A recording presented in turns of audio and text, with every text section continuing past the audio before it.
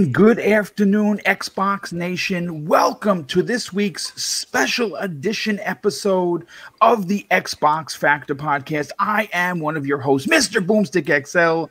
And being that we are now coming off of the euphoria of two console launches, there really has not been a bunch of big news for either the PlayStation Nation or the Xbox Nation, but we have put together some pretty interesting and, more importantly, hashtag fun topics that are going to fill 2 hours.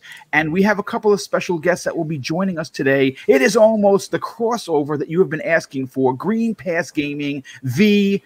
Double Barrel Gaming here today. So let's get into the introductions first, so we can get into the rest of the panel and the more importantly, the topics on what we're going to cover. And we'll start first with Flap. First of all, Flap, thank you so much for coming back to the show. I see that you and, of course, Pugly have been doing some pretty interesting things with your channel, and I hope that your exposure here has helped in doing so. Welcome to the program. Oh, thank you very much, Boom. Always a pleasure to be on the show. We basically, you know, we pitched our kind of show and our podcast basically around kind of the way that you do things, because it's obviously a successful format, and we really like it and enjoy it, and so does everyone else that tunes in. So really grateful for that. But now we've got that as our bedrock. Yeah, you know, it's a matter of sort of trying to expand outwards slightly and see what works, see what doesn't, and stuff. And we're just having a great time doing it. You know, the sub count's going up all the time. Absolute privilege to be on the show, Boom. Thank you very much for the invite. It's always great to have both of us on the show as well, because I think people see us as a bit of a double act. So no, it's great to be here, and thanks for the invite, my friend. Oh, no, anytime. And obviously, the one thing I will tell you is don't be afraid to try new things. I have been only doing YouTube for 3 years. I made my third year officially November 3rd of 2020. And I have done numerous things that have failed. That just did not resonate with the community, whether it be, daily, 12 o'clock shows, or, different types of videos, even covering somewhat of the comic / Star Wars genre at some point. And it just didn't resonate. And you know what? That's okay. It's okay to try new things. And more importantly, it is okay to fail at things, because what that does is make you a more rounded out content creator. And like I said, I love what you guys are doing. And of course, the second half of the dynamic duo, Pugsley, welcome back to the show, my brother. Hello, Mr. Boomstick. Yes, thank you very much for having us on again. I very much love to be on the show. And as you said at the intro, it's new systems are out. Great things to talk about, great things to look forward to, and it's all the good stuff that we both love talking about, and very excited to be talking about it with you and the panel today.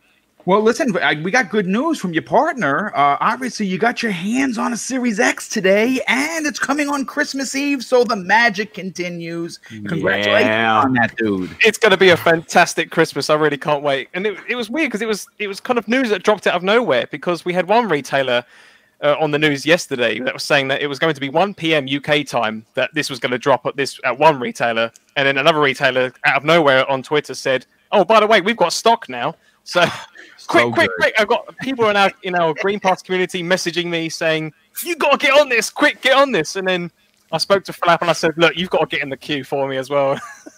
And then just by my own luck, I managed to nab one, and I even got one that came with Assassin's Creed Valhalla as well. So I'm going to be enjoying that on Christmas Day. I can't wait for it. You know what, dude? That's great. I love to hear these stories. I am going to say this, and I don't have the information in front of me to call out any one particular person. I do want to publicly pat on the ass the entire community. And I say that without no jest whatsoever. I mean that from my heart, because one of the things that I have seen that, folks, it's literally giving me goosebumps to talk about it, because my show, or my channel, was built with this absolutely amazing community in mind, right? It is literally what I wake up for each and every day, outside of Mrs. Boomstick and my own personal life. But having this community that has my back is something that is encouraging me every day to put out good content. But where the community comes into play is I've seen so many stories of people getting extra consoles, and I'm not just talking about the Series X. Obviously, this is an Xbox show, but we have to include the PlayStation in the conversation, because they are in the conversation. And what is encouraging, what is makes me smile literally from the inside out, is how so many people were able to get their hands on PlayStation 5s and Xbox Series X and S's, and was throwing it out there publicly on Twitter saying, hey, listen, I got an extra X, I got an extra S, I got an extra PlayStation 5, and you know something? Pay for shipping and we'll call it square. And I've seen that more often than not. Now, obviously, this is a world that revolves around money. It just is what it is. And sometimes it could be gross. And we've seen some stories where a particular company, and I don't know their name, and I wouldn't even give them proper credit, were able to score 536 PlayStation 5s through a effing bot. And they've been selling them for $1,000 a piece. Now, granted, I understand this is a capitalistic world and people need to make money, but it's pretty gross that in 2020 we can have this kind of shenanigans. Listen, I understand if you get two of them. It's so gross. Boom. I have read today in Netherlands, there was a similar thing with a bot. They picked up over 3,000 PlayStation 5s via a bot. Wow. Yeah, see, that's gross. Yeah, it's that's like a whole group of them. Disgusting. Yeah, it's a group of people. Yeah. At some point, listen, they paid their money. I mean, obviously they paid for them, but they paid for them with the idea that they're going to make probably 5 times what they spent, and it's disgusting.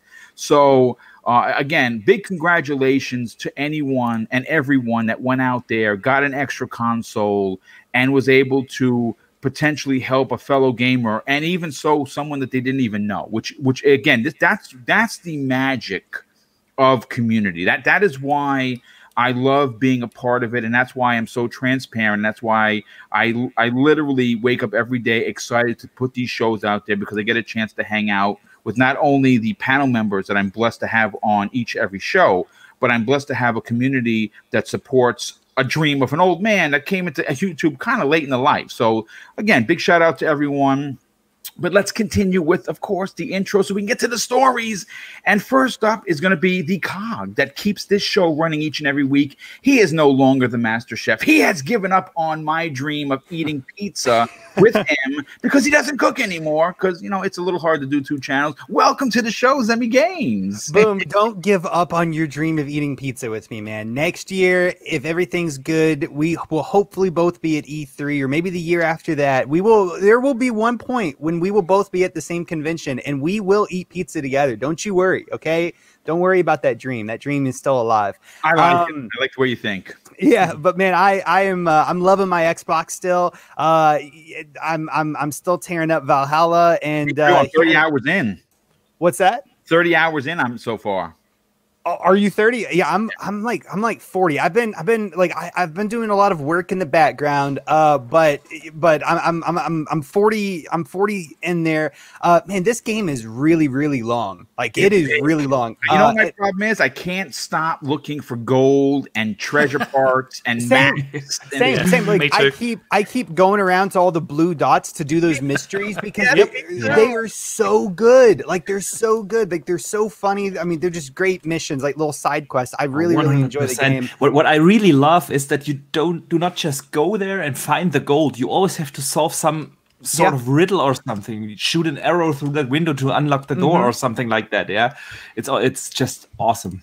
Yeah, it's incredible. And here in, I think, what, like 2-3 days is going to be Turkey Day. So I'm going to be gnawing on a turkey leg while I'm playing Valhalla. The immersion is going to be real. I'm going to role play it like nobody's business. You're literally going to become the Viking we all know and love. That's right. Absolutely.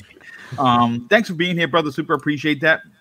And speaking of Vikings, Boxer Bear, you hosted your first ever live stream, which, by the way, folks, was 4+ hours. And it was so long that Boom had to bounce out an hour before because I had to get Mrs. Boomstick. And obviously she's cooking, so I can't have her waiting. Otherwise, I'm not eating on Thursday. And it was an epic show. His first show, if you missed it, had one of the best panels I think I've ever been a part of. It obviously Ainsley was there, Cognito was there, the indie gamer, myself, and of course Boxer Bear. Boxer Bear, welcome to the program and congratulations on an extremely successful first live stream. Yeah, thank you so much, Boom. It was really a blast. Thanks for being a part of it. It was so great. I didn't expect so many people to turn up for that show. The support was amazing. You guys were fantastic. It was so much fun discussing the last generation of PlayStation 4 and Xbox One and all our favorite moments and games, and it was just so great. And yeah, I'm really looking forward for today. It's always great to have the Green Pass crew on board. I love their show, and I can't wait to discuss some of the things because I'm all fired up. I just got off the phone with my PlayStation 5 retailer. Okay. They are still screwing me over. It is called. They are called MediaMarkt. They are the Best Buy from Europe. It's the biggest media outlet in Europe, across Europe, and yeah, they made everyone pay up front $500 for the PlayStations, and now there is a huge shitstorm going on because basically no one got their PlayStations from MediaMarkt. It's really because that ain't right. Yeah, it's a super mess, and I was just on the phone with them for the third time. I asked to talk to a manager, and I was a little bit yelling at him. So I'm all fired up for today's show. Yeah, let's do that. Well, listen, hopefully you do get a phone call that says that, yeah, they figured out their problem. And then obviously right now there is a, you know, I don't remember what podcast, because obviously as a podcaster, I listen to a lot of people's shows. And I was listening to, I think it might have been Kind of Funny, because I love Greg Miller. I love the crew over there. Was it Luke's episode? You know what? I have that on the back burner, and it's funny you should mention. Don't listen to it. He sucks. No, we're not. Luke, if you're listening, brother, he's probably not listening because he's teaching. But I gotta say this: oh, he just sucks. The incredible panel at the XCast.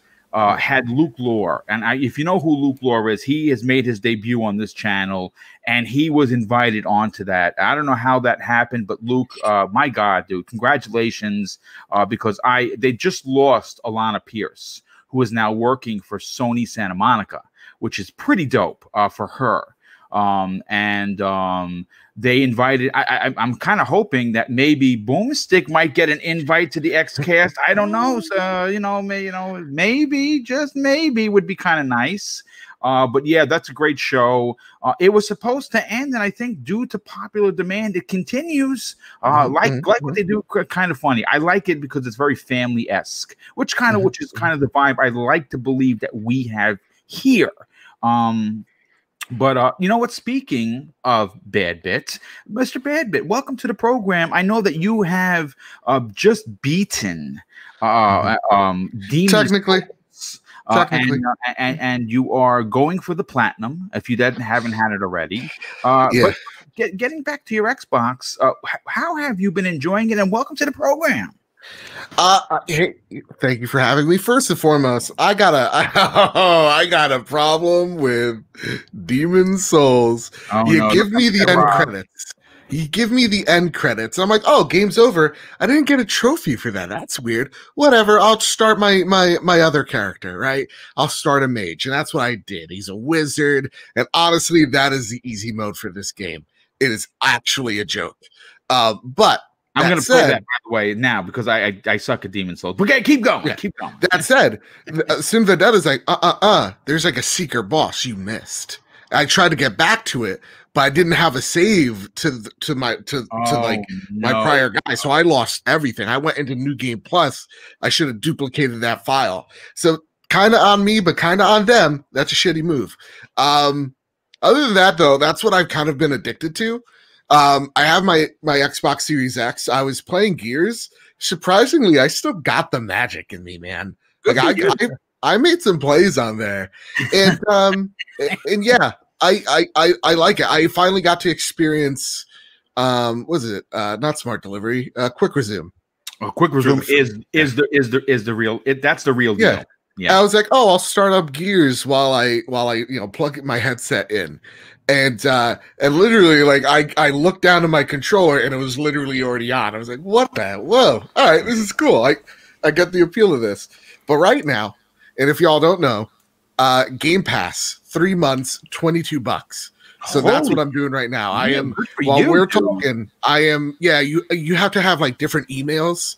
So just buy it like on Amazon using a different email, and bam. So I'm about to get like a year's or 2 years worth for a year's worth. Dude, that is, listen, you got to take advantage. And obviously, Black Friday, there's not going to be a traditional Black Friday this year because COVID. So you're going to be finding online deals. Oh, speaking of online deals, I know nobody wants to hear this because everyone hates Nintendo. I don't hate Nintendo. And what I picked up is not 1, not 4, not even 6, 8 Switch games for the price of $247 after tax. That's right. No, $274. I'm sorry, $274. 8 Switch games. Buy 3, get 1 free. So I rounded out my collection. I'll be doing a tweet where my Switch Bros at. But yeah, GameStop has an incredible deal, and it goes across PlayStation and Xbox. Buy 3, get 1 free. And free shipping. So yeah, check that out if you're interested. And I'm not getting paid by GameStop. They're not a sponsor yet, but maybe one day. But I want to bring in the last person. You saved the best for last. And 3-Bit, first of all, welcome back to the program. But I need you to tell us about the unbelievable award that you have going on, because you were working on something behind the scenes. Why don't you tell us about it, brother? Yeah, sure. So for the whole of last year, I was working on an animated film called Crimson Tower, and it received several awards this year. One that was really special to me was Utah Film Fest, and it won the best animated short there. So that was it meant a lot because it was going against some very powerful, amazing films. Animated films from these amazing animators and directors, and yeah, that was really cool that people recognized the film, and we worked hard on it, so that was great. But yeah, I just want to thank the festival who nominated it, and these new people on here. The Xbox podcast with Flap, and it's good to see you guys. I was on one of your shows. That was awesome. Well, it's great to have you a part of today's show, brother, and congratulations on the big win. That is a big deal, and I would imagine that it's going to potentially open some major doors for you in your young career, and I'm glad to have been a part of that, even just from the watching from the sideline. So, dude, congratulations once again. Real quick, we did have Super Chat come in from a very generous friend of the show. God's Geeks drops a very generous $5 Super Chat and says, hey, guys, appreciate you guys keeping me entertained while I'm out here working. Great show as always. Well, dude, thank you so much for the kind words, but more importantly, the generosity. Now, as we close in on 300 people here, I'm going to ask like a big old nerd that you hit the like button. And if you are new, welcome to the family. Consider subscribing to Double Barrel Gaming, where you're going to get this kind of hashtag fun content at least 3 days a week, with Breakfast with Boom on Fridays, the Xbox Factor podcast usually on Thursdays, and Monday evenings prime time gaming. But I want to get into one of the first topics. Now, this is a little bit of a made-up one, because like I said in the opening, the news has been running a little thin, because obviously there's not a lot going on. Obviously, that we're closing in on the holidays. I would imagine that we're not going to get anything big from Sony or Nintendo, or more specifically Microsoft, before the Game Awards. I think anything that was going to drop is going to drop December 10th, and then we will be talking about it, hopefully with excitement and rage, towards the end of the year. Going into 2021. And I don't mean rage in a bad way. I mean rage in a good way. And hopefully we're going to get some big announcements for Jeff Keighley's event that's happening in a couple of weeks. But, there are a host of fantastic Xbox exclusive IPs that have been one-shots. And one-shots, what I mean is that they've seen one release and they haven't had a sequel. Now, that it could be due to sales. That could be due to critical response from the obviously the gaming community, both the media and of course the gamers. And there could be that, studios moved on from, said titles. But there also have been a ton of really quality second and third party OG Xbox, Xbox 360, and Xbox One games that need a sequel. Now, one of the reasons why I decided to bring up this particular topic is because this is one that never really gets old and should be revisited at least once or twice a year to give people at Microsoft, and I have it on good authority that they do listen to this show, which is pretty freaking epic, to be honest with you. As a matter of fact, my interview with Larry Herb, and again, I don't think he was saying it just to say it. He says that I do have some fans over at Redmond. Again, that is pretty dope. So that's why I decided to bring this up because, Joe, we were talking literally minutes ago about Demon Souls, and there's something special about Blue Point Games. Now, we understand, and we have it on rumored authority, that they're the next big purchase for Sony, and it makes perfect sense. And I hope that is announced potentially at the Game Awards, because if you look at what they've done in the past, besides Demon Souls, Shadow of the Colossus is a masterpiece. Absolutely. It doesn't control maybe as well as like something like Demon Souls does. Right.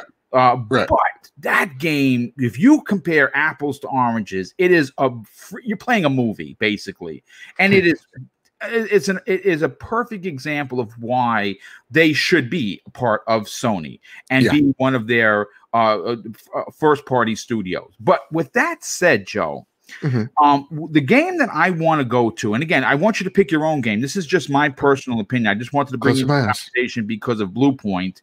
Is one of my favorite OG Xbox games is Ninja Gaiden. More specifically, Ninja Gaiden Black, because it was the perfect combination of what made Ninja Gaiden so great, and they fixed whatever it was, the little hiccups that kind of were annoyances in the original. And it is the perfect game. And I bring this up because it's my personal pick to get the Blue Point touch. Now, whether that could be from Tecmo themselves, whether that could be from maybe potentially Ninja Theory, but I don't know. But that is a game that I would love to see make a big comeback, because it is one of those games that currently, in my personal opinion, defined the genre of ball-breaking bosses, which is what we see in Bloodborne. So I'm going to stop you right there. I'm surprised Ninja Gaiden's your thing. Every time you talk about it, I'm like, but you can't do Dark Souls? Because I'll be real. You want to hear something? This is a miracle. This only because I guess maybe I was younger, better skills back then. Sure. I beat Ninja Gaiden Black on the hardest level. Again.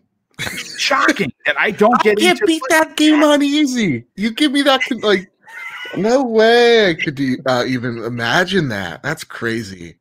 A game that I would like to see remastered from them, I'm thinking platformers. Like Banjo-Kazooie is an easy pick. Right. I think it is one that they absolutely are going to be working on if they aren't already. Because it's just, first off, they got the model there for Smash. Yes. They know people are hyped for it. I think that is absolutely happening. But they need more platformers. Like when I take a look at the PlayStation 5 launch, like Astrobot was, oh my God, it is such a great platformer. When I take a look at Sackboy, Big Adventure, which I should have named a Little Big Adventure, but I digress. It is awesome to see that like these platformers are getting their due and they're popular. Like I didn't know Sackboy was as big as what they claim it to be, because apparently it does really well with the kids. And so like for me, I want to see more platformers, man. I want to see a Viva Pinata. I would love to see Blinks the Cat. They always, that is always such a deep cut for some folks out there. I would love to see what that would look like for them modernized and giving that maybe even a retelling or just straight up like balls to the wall remake.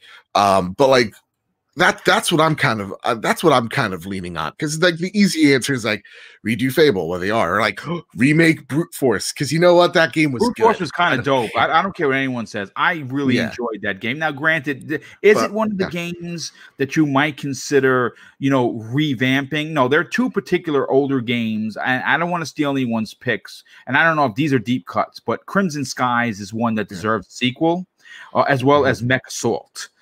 Oh shit! I changed my answer. Sorry, guys. Platformers are great and all. Mech Assault was my first ever Xbox Live game. There you go.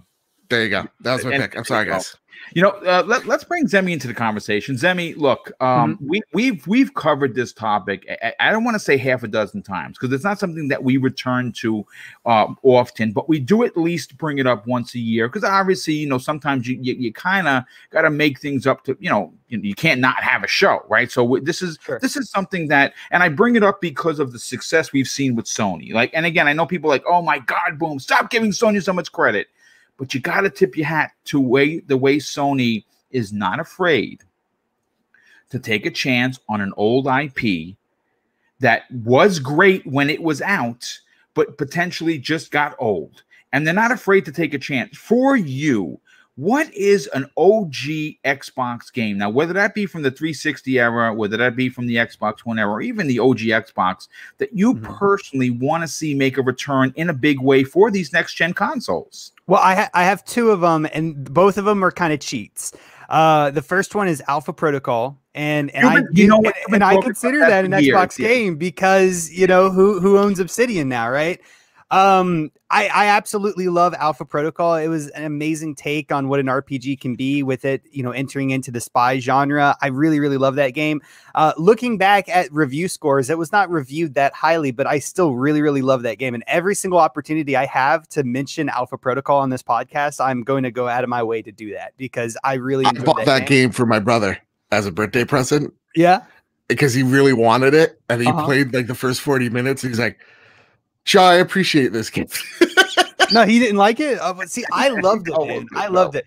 The second pick is Elder Scrolls Oblivion, and that is also a cheat, by the way. But Bethesda is owned by Xbox now, so it kind of works, right? But Elder Scrolls Oblivion is literally the game that redefined what gaming is to me as a player. Like, I absolutely love that game. I love the character building, like the leveling system, the combat. I loved at the time. The combat's a little bit older now. But just the detail that was in that game and the quests were just so fantastic. And there's, me and Boom, you and me, we were talking about this a few days ago. There is a modding team that's working on like a remaster for Oblivion as like a mod for Skyrim. And I think it's called Sky Oblivion. But I would absolutely love it if Bethesda remastered or even did a remake for Elder Scrolls Oblivion. That way, everything would just be improved and I could get all the achievements again. And oh my God, it would be amazing. So those are definitely my two picks, Alpha Protocol and Elder Scrolls Oblivion. Real quick, what I'd like you to do is tell the audience because obviously the Oblivion Collector's Edition, which we talk about on a regular basis, came with a cloth map, which is dope. I still have it, but it came with a really amazing gold coin. Now, is it real gold? No, but no. Zemi, you have a great idea that could potentially be a collector's edition. What would you do if I gave you $5,000 to go crazy with right now? Dude, if you gave me $5,000 right now to go crazy with, I would legitimately contact a carpenter, like an old school carpenter. And I would have him custom make me an Elder Scrolls style chest. And then I would go to the Bethesda store and I would buy 500, as many coins, as many septums as it took to fill that chest. And I would have that chest overflowing with fake gold coins. And I would treasure that forever. That would be my custom Elder Scrolls memorabilia piece. One of a kind, no less. Yes, I would put it on a pedestal right behind me, and I would shine lights on it, and everyone would always see it. I would have that sucker overflowing with gold, and that would be fantastic. They should do that. They absolutely should do that. You should write a letter. You should write an email. Yes, and they should make two of them and give me one because I made the idea, and then just give the other one away to somebody else. I love it. They should give it away to me because I'm a big fan. Yeah, I'm okay with that. So long as I get one. Exactly. But real quick, Smitty Smith, our very good brother and generous friend of the show, bringing us back to church once again. He drops an outstanding $2 super chat and says, hello, everyone, and congratulations, 3-Bit, the Book of X. I actually threw that in there for Smitty Smith. And Bando Fox drops a very generous $2 super chat and says, Conquers, he wants a new Conqueror, which would be dope. It really would be something I would definitely sanction if I was running the show. Zone of Enders, fantastic one. Power Stone, oh my god, I would take an HD Power Stone from Capcom at this point. And Sonic Adventure 4. Yeah, I mean, listen, I don't know if we're ever going to see that, but yeah, listen, I would take Sonic Adventure 1 and just give it the treatment, the next gen treatment, and I'm good. I can go to Pastor just fine. Case by case basis drops a very generous $2 super chat and said Dead Rising 1 or Lost Planet 1 remake, please. Yes, Lost Planet 1 was dope. Man, that was really good. That's old school Capcom. But you know what? Let's get our guests involved here. Before we get to Boxer Bear and 3-Bit, Flap, for you, obviously you run an Xbox show that everyone should check out right along here with Pugsley. I think it is a very quality Xbox show that shines the light where people may or may not be able to see, because you guys really cover a lot of great topics. This particular one, though, I'm interested to hear your opinion. What old school Xbox game, in your opinion, absolutely needs the next generation treatment? Oh, boom! I've got a long list, I'm afraid. Oh no, go crazy! Listen, this is a conversational podcast. Let's start with the one that I think. Yeah, let's answer the question with the one that I think really should have a next gen upgrade, and I think that should be Perfect Dark in its original glory. To be honest, I know the Initiatives project is kind of rumored to be in the same universe and things like that, but I missed out on Perfect Dark first time round, much to my shame, to be honest. And I've picked it up fairly recently, and it hasn't aged well at all, to be honest. So I think that could do with a next gen remake, to be honest, just to bring people back in, particularly if the Initiative are working in that kind of universe as well, just to get people back on board with the Perfect Dark universe and understand what it's all about and how it all kind of works and stuff. So I'd love to see that. I think a couple of other things missing from their lineup, and we've had a few people in the chat say Viva Pinata as well. I think there's some of that sort of light-hearted, family-friendly sort of games that are missing as well. And I think Mr. Babbitt mentioned Banjo-Kazooie and things like that. I mean, they've obviously got Rare on board. A full remake of those into next gen would be good. Another one that I really enjoyed, and I played this while I was really ill once, and so whenever I think of this game, I always think of like me laying in bed playing it while I was ill. But it was Alan Wake, and I really enjoyed that game. Fantastic franchise, dude. Yeah, absolutely. Remedy, surely Remedy must be on the shopping list for Xbox and Phil Spencer's team, because I really enjoyed Quantum Break, and they're obviously delivering Crossfire X single player.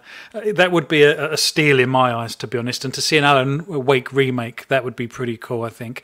I've got another one that's a little bit off the wall, actually. I don't know how well this is going to land with everyone, but I really enjoyed this, and I always used to play this with my partner at the time, and this was 1 versus 100. Dude, so good. Yes. I just think that was such a fantastic idea. And when I Googled it earlier, they've actually classified it as a massively multiplayer online game show. And I just thought that was such a fantastic idea, because you could win prizes and all sorts of stuff. And I know there's been rumours that may return to the Series X and S consoles. And I really hope it does. And, if it can be funded by Game Pass and they can give prizes away for winning, they could even do like a 1 versus 1,000 or something crazy like that. And I'd love to see that return, because it was such a community thing. And we used to tune in every time and just play that game and loved it to bits. But Yeah, I think, like we said, you know, I think there's a few gaps in Microsoft's lineup, and I think something like Viva Pinata as well. I think that would be a good title to get on board and get that family-friendly game back on board, and also some of the platformers as well, because Astro's Playroom, again, like Mr. Babbitt said, from what I've heard of it, everyone absolutely loves it, and it's a real showcase for the system. So, and I think platformers are good at doing that. So, yeah, I think that would be my picks. I mean, a strong picks. And you know something, again, to highlight Sony, again, most people would have looked upon as Astrobot's Playroom as, you know, just a throw-in title, right? I see people platinum that game. And you know what? It's shamefully enough, it is the one title I haven't played yet, because I've been I've only got an hour into Miles Morales. I should be ashamed of myself, but I cannot pull myself away from, God damn you, Ubisoft, Assassin's Creed. I just can't do it, because I just want to get more gear and find and assassinate more people. I have been on a binge of trying to like lock up achievements by killing a certain amount of 10 people without causing an alarm. I'm like seeing like the speed runs of Astro blows my mind. It's crazy. Like, I suck at platformers to begin with, so it's kind of like, I don't know what I'm watching. It's like I'm watching The Matrix. It's like pretty interesting. But you know something, to that point, Joe, it would be, and it should have been. It's to me. Look, as much as I love Xbox, it's where I lay my head at night, for sure. It's my first choice every time, without even a second thought. One of the misses, in my opinion, is not having a Banjo-Kazooie ready at launch. Now, I don't know whether or not that is due to COVID.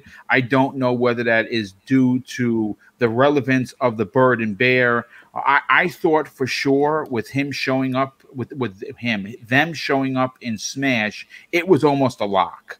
And I think it's a big miss. And I don't know if Rare is just too invested in their own Sea of Thieves and, of course, their other game that they're working on.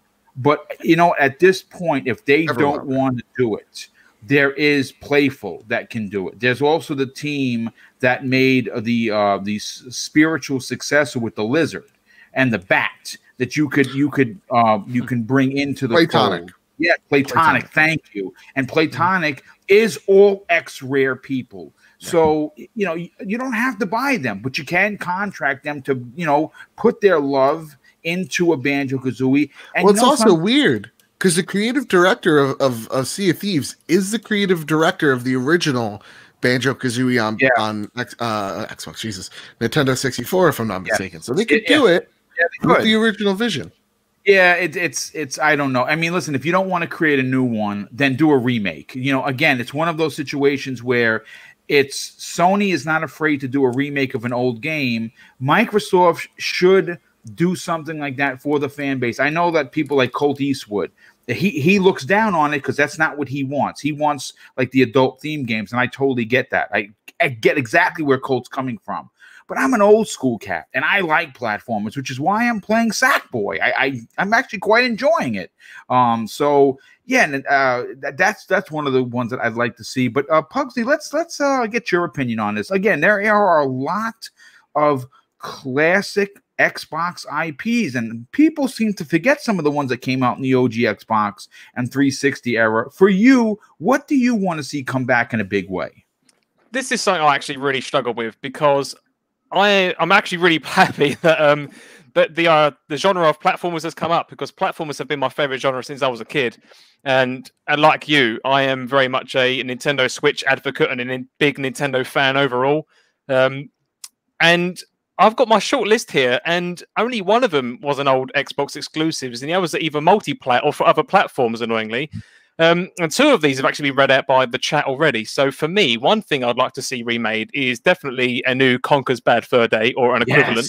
I would love to see a new Conker game, whether it's made by Rare or someone else, but something that could just put that old, I call it British charm or disgustingness as part of it, but just the uniqueness of it. I absolutely loved it, and I thought it was fantastic. And another one which the chat also mentioned, which also was multi-plat in the end, was a new Sonic Adventure. Now, I'm not saying Sonic Adventure 4 or 3, whatever the next one is, but I would definitely, like you said earlier, I would definitely love to see the original Sonic Adventure rehashed. But equally, I loved Sonic Adventure 2 as well. I thought that was an absolutely brilliant game, which leveraged everything from the first one and just made it a million times better. So I'd love to see a rehash of number 2 as well. And then another game that I would love to see, again, I know a lot of people say that the series has been dead for a long time, yet it's still ongoing. That may help you decide what I'm going to say next. But I absolutely loved The Simpsons Hit and Run. Great. I thought that was a fantastic game. That is a good one. And there was some room. I think it was either last year or very early this year. There was some rumors that we might have heard something at E3 about a potential remake because of some Fox acquisitions or something, and then nothing came up from it. And I was really disappointed to see that there was no Hit and Run news. But I'd love to hope that maybe that's in someone's pipeline. But yeah, outside of that, I mean, I've got 3 other titles on my list here, but they're not Xbox games at all, so I don't know whether I should read them out. Go listen again. Go crazy, dude. Because why not? That's what I say. We had Power Stone. I'd love to see Power Stone on this. The Dreamcast games count. Yeah, well, you know something? It's funny you should say that because Microsoft has a fantastic relationship with Capcom. We know that for a fact. Obviously, we don't know if the rumored purchase is ever going to happen. Again, that's kind of that flame has flickered out, but I think that's due to the launch. I think we're going to get some big news come the start of 2021 to keep the Xbox train rolling. But by all means, put out your list, man. It's good. It's great. Okay, the next one then was actually it was a PS1 game, and I think it was actually on the Sega Genesis, I want to say. A little old game called Gex the Gecko. You might remember. Gex was everywhere. He was on 3DO. He was, Gex was that was actually a pretty cool character.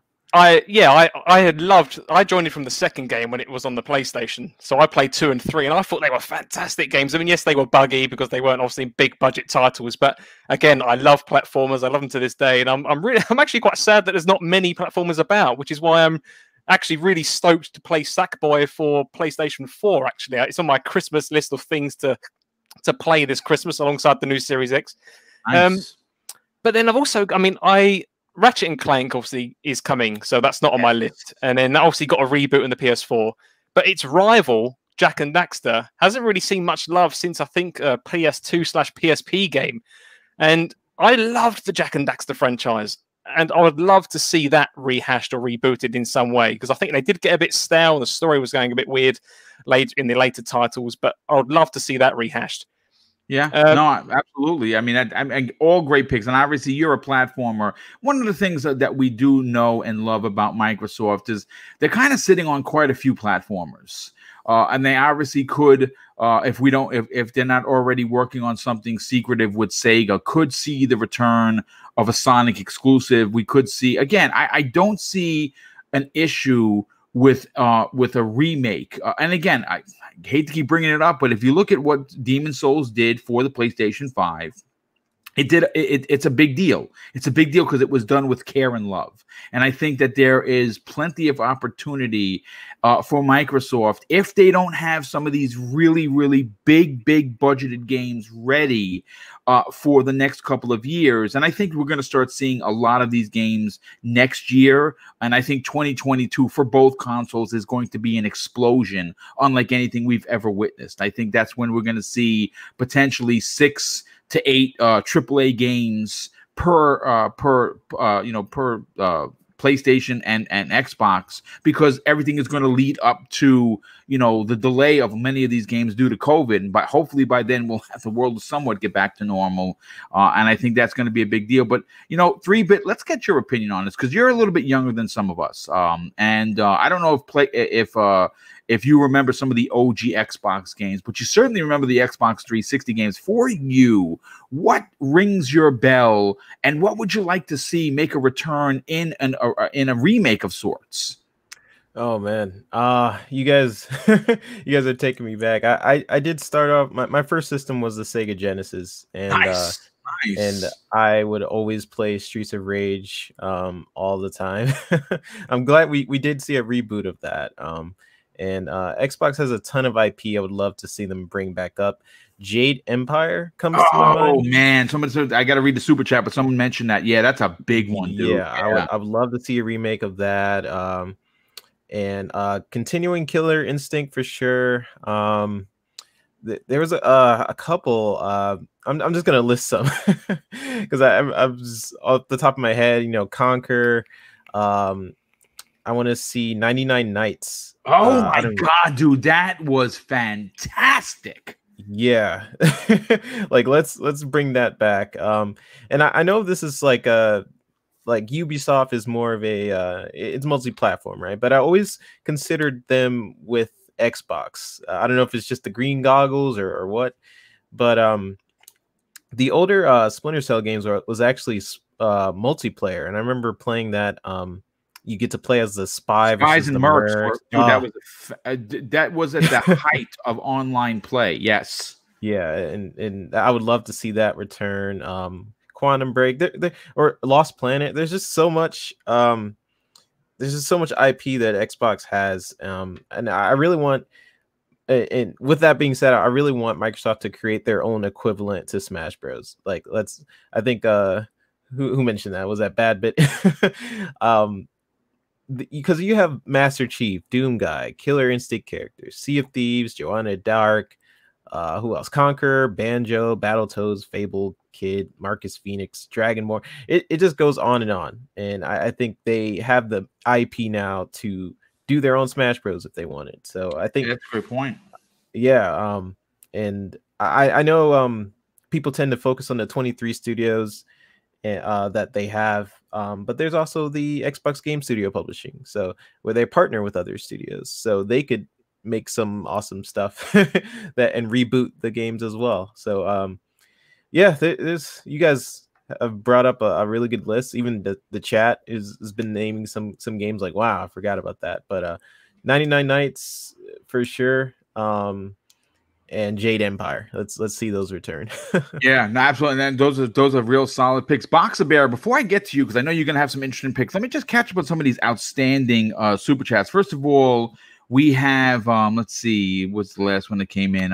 Case by case, yep. Yeah, case by case basis. He drops very generous $2 super chat and says, well, I think I might have read this, but that's quite all right. Dead Rising 1 and Lost Planet remake, please. Yeah, I actually did read that. God's Geeks drops another generous $5 super chat and says, Crisis 2 and 3 need full remasters. The 360 struggled to run those games, but they were amazing games, even though they were mounted. Crisis 2? What's that? Crisis 2? Crisis 2 and 3, which I believe that would be God's Geeks. That's a good person right there. That's how you know they're decent. Crisis 2, one of the best shooters last generation. And one of it's last generation. Yeah, no, absolutely. And I would agree with that. But we do have there was a big leak from that company, and I believe that Crytek. So I believe that Crisis 2 and 3 are on the docket to be remade if they're not already being remade. So that's good news. That's good news for everybody. A great pick. Smitty Smith, our brother, brings us once again with another $2 says, how about the first Max Payne as a remake? Indeed. As a matter of fact, I have been waiting for Max Payne 3 to be backwards compatible. It's currently not. It's the only one I have not beaten, and I would love to play that. Pete Shirley drops a very generous $5 super chat and says, we need, oh, this is a good one, Steel Battalion. And yes, bring back that controller that had 150 buttons on it. Jade Empire, Knights of the Old Republic remaster, Crimson Sky sequel indeed for next gen. Would totally amaze. Great show. Well, thank you for the kind words, but thank you for your generosity there, Pete. The Wise Old Gamer drops a very generous $2 super chat and says, I want a remake of Custer's Revenge. Why does that sound familiar for some reason? That's got to be a really old school there. You go, well, the Wise Old Gamer. Well, thank you for that, dude. Super Happy. Oh, no, I said Super Happy. Space Happy. A Hippie drops a very generous $5 super chat and says Blue Dragon. Oh, my God, yes. I would love to see that and potentially Lost Planet. I forgot about that. Not Lost Planet. Lost Odyssey would be a great one to be remade. Actually, there's rumors of that. He says, played 72 hours straight after I got second and third degree burns. Well, listen, hopefully you have recovered from those burns. And man, 72 hours straight, that must have been really trippy. But yeah, thank you so much for that. We also have Will Sims drops a very generous $5 super chat. And my God, dude, you are the man. He mentions one of Rare's games that no one remembers, no one cares about. I absolutely love this game. Cameo was incredible. What an incredible game for the launch of the Xbox 360. He says, Cameo done with the graphic style of Everwild with somewhat edgier gameplay with the morphing. Also another shot at Blue Dragon. Yes, and the Blue Dragon, a lot of people love Blue Dragon. Pixel Bit G, a very generous friend of the show. Pixel, welcome, brother. I know you've been in the chat the last couple of days. Thank you. He drops an outstanding $5 super chat. As a fighting game fan, I'd love to see a new Taio Feng and Kakuto Chojin and Bloody Roar. Well, the Taio Feng, for some reason, I don't really remember, but Bloody Roar was dope. That was a strong PlayStation game back in the days. All had interesting ideas for their time. Indeed, they did. Sophonic's X Initiative drops a very generous $5 super chat. Says, what about Brutal Legends? Listen, dude, I'm telling you right now, Jack Black has been with Tim Schafer. They've taken pictures together. I would not be remotely surprised that after Psychonauts 2 finally releases next year, that they announce a Brutal Legends 2. But I'm going to take it further, bro. I think they're going to do a Brutal Legends remaster for the Series X and the S, which I would eat up like a delicious pastry for sure. Been wanting to ask Tim for this for ages. I think Tim has heard. Smokey drops a very generous $5 super chat. I put a crazy amount of time into, oh my God, Eternal Darkness, Sanity's Requiem. Oh, that was a crazy trippy game. A modern day horror with those gameplay ideas would be wild. Indeed it would. Oh yeah, it's Smitty Smith bringing us back once again. He says, and this is big, this is the big Capcom one, this is a game that no one remembers, after dropping an additional $2 super chat, Ashura's Wrath remake. Do you remember that game? That game is incredible. Some of the boss fights are insane, dude. So good. Pixelbit G drops another $2 super chat and says, oh, two more. The Suffering 1 and 2. Oh, The Suffering was, again, so good and creepy as F for sure. Eagles fan 76, another generous friend of the channel. Oh, Psyops, the Mind Gate. Oh, Psyops was, again, wow, you guys are really doing some good picks after dropping a $2 super chat. Thank you for that. Laketh drops a $5 super chat and says, man, it's your boomer, bro. No love for Jet Set Radio. There, I still have my copy, dude. I absolutely, actually, I have my copy for the Dreamcast. I have, me too. Yeah, me as well as the OG Xbox version. And the Wise Old Gamer drops a $5 super chat and says, Custer's Revenge was an M-rated game, old as gold. Yeah, listen, I nothing wrong with that. But listen, folks, let's get Archimedes. Archimedes, you've heard some of the picks, not only from the panel, but of course from the community, which is what we love about interacting. I mean, the super chats have been great, but we just love interacting with you guys and gals. And some of the picks have been just mind-boggling, crazy good. What are your picks for a remake? Okay, first I want to shout out Sammy for picking Oblivion. Amazing game, and I agree 100% about being that game that really changed gaming for me, and it did for everyone, because it was the first game that had a microtransaction in it. Yes, that was the horse armor. Yeah, exactly. You could buy a skin or for your horse, and that was the first microtransaction. The horse armor, yes. So look, this game changed everything. Bethesda leads the way. Yeah, indeed. Okay, but now I'm going back to your actual question. Crimson Skies, such an incredible game. A dogfighting game combined with that storytelling. It was just amazing. I really want to see that as a remake or even a sequel would be awesome. I'd love to see KOTOR return.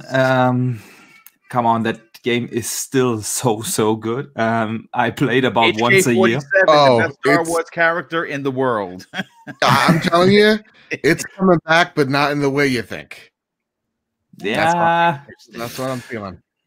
I do have the feeling that EA will put out a Star Wars RPG too, but it'll be different than the KOTOR games. If I could just for 5 seconds, just derail. I'm sorry, I'm talking so much. I'm sorry, but you said you triggered me with this. Rumor has it, right? There's been like petitions out to get Keanu Reeves to play Revan in what would be an Old Republic movie trilogy. Okay, well, a lot of fans have been wanting it. Apparently, he was at the ranch. Ooh. So, and they've been sprinkling a lot of Old Republic stuff in the shows, in the movies, and such. So, I'm telling you, it's happening. You gotta believe, gang. You gotta believe Keanu. Don't get my hopes up, and later we will be disappointed, dude. No, that would be awesome.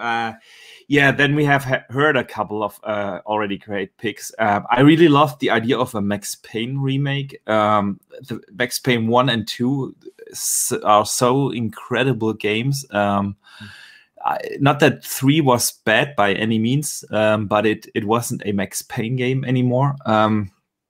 That would be awesome. And then Blue Dragon, for sure. We have to get a remake for Blue Dragon. Yeah, I don't want to put that too long. We're already 1 hour into the show, but there is so much potential for remakes. And I really want to emphasize one thing. I want remakes, not these remasters. Remasters are crap. That's the reality. And again, look, here's the thing. I don't see a problem with revisiting an old franchise and bringing it back in a new way. I think that remasters are something that we that we don't want. Remasters are just just polished up, what they used to be. We don't want that. What we want. And we don't need it actually now with the Series X. Come on, with auto HDR and 16 times anisotropic filtering and everything, they already get enhanced. Give us a full-on remake. Yeah, well, with 35 teams, Microsoft doesn't have an excuse for it. They just really don't. And the fact that they have money more than anybody in the world, they're literally second to nobody except for maybe Apple. That might have just passed them. They have the ability and the money to bring back. And again, I understand that standard development on a new IP is going to be 5 years. And we understand with COVID that that's going to potentially move games into development cycles that we've never seen before, and that's to be expected. And as gamers, as responsible human beings, and not a selfish gamer that we can be, we have to understand that in fact is going to be the case. I have a strong suspicion that 2021 is going to potentially be a very barren year. For everyone that didn't already have games in effect. Things that are just starting are going to not come out until 2022. That's why I suspect that particular year is going to be a monster year, because by then the vaccines will be, properly, distinct, put out there for the people to take advantage of. And we could potentially by then get back to what we consider a normal life, not having to wear a mask everywhere. But though I don't know if that's ever going to change. But I would like to see some of these older IPs revisited, and if they want to do something new with them, I hear you. But there's nothing wrong with a remake. Like we've seen in the past. We've seen remakes done in stupendous fashion. And again, Demon's Souls. I mean, some of the best games this year were remakes. Final Fantasy VII remake, incredible. Tony Hawk, incredible. Mafia remake, awesome. So many great remakes. And they can find a new audience. More important, and that's the thing that's great about the remake situation and conversation is we're all hanging out on a Tuesday afternoon and we're talking about what we grew up with, right? Like what was important to us. But you also got to take into account, and I wish I could have a conversation with an executive that would give me the time of day, because not only would you electrify the classic gamers like us that are here now, the near 400 people that are here, but you would also potentially invite new players into an IP that they did not grow up with. So not only would you excite us and get us to buy, but you could potentially get new people to then move on from a remake to a potential sequel because you have invited the younger generation. It is a win-win situation, and I'm sorry that Microsoft seems to be in last place when doing this. We've seen it done with Sony to success. We've seen it done with Nintendo to success. The only one that does not seem to be taking advantage of their massive catalog of IPs is Microsoft, and I think that that's a big miss. I really do.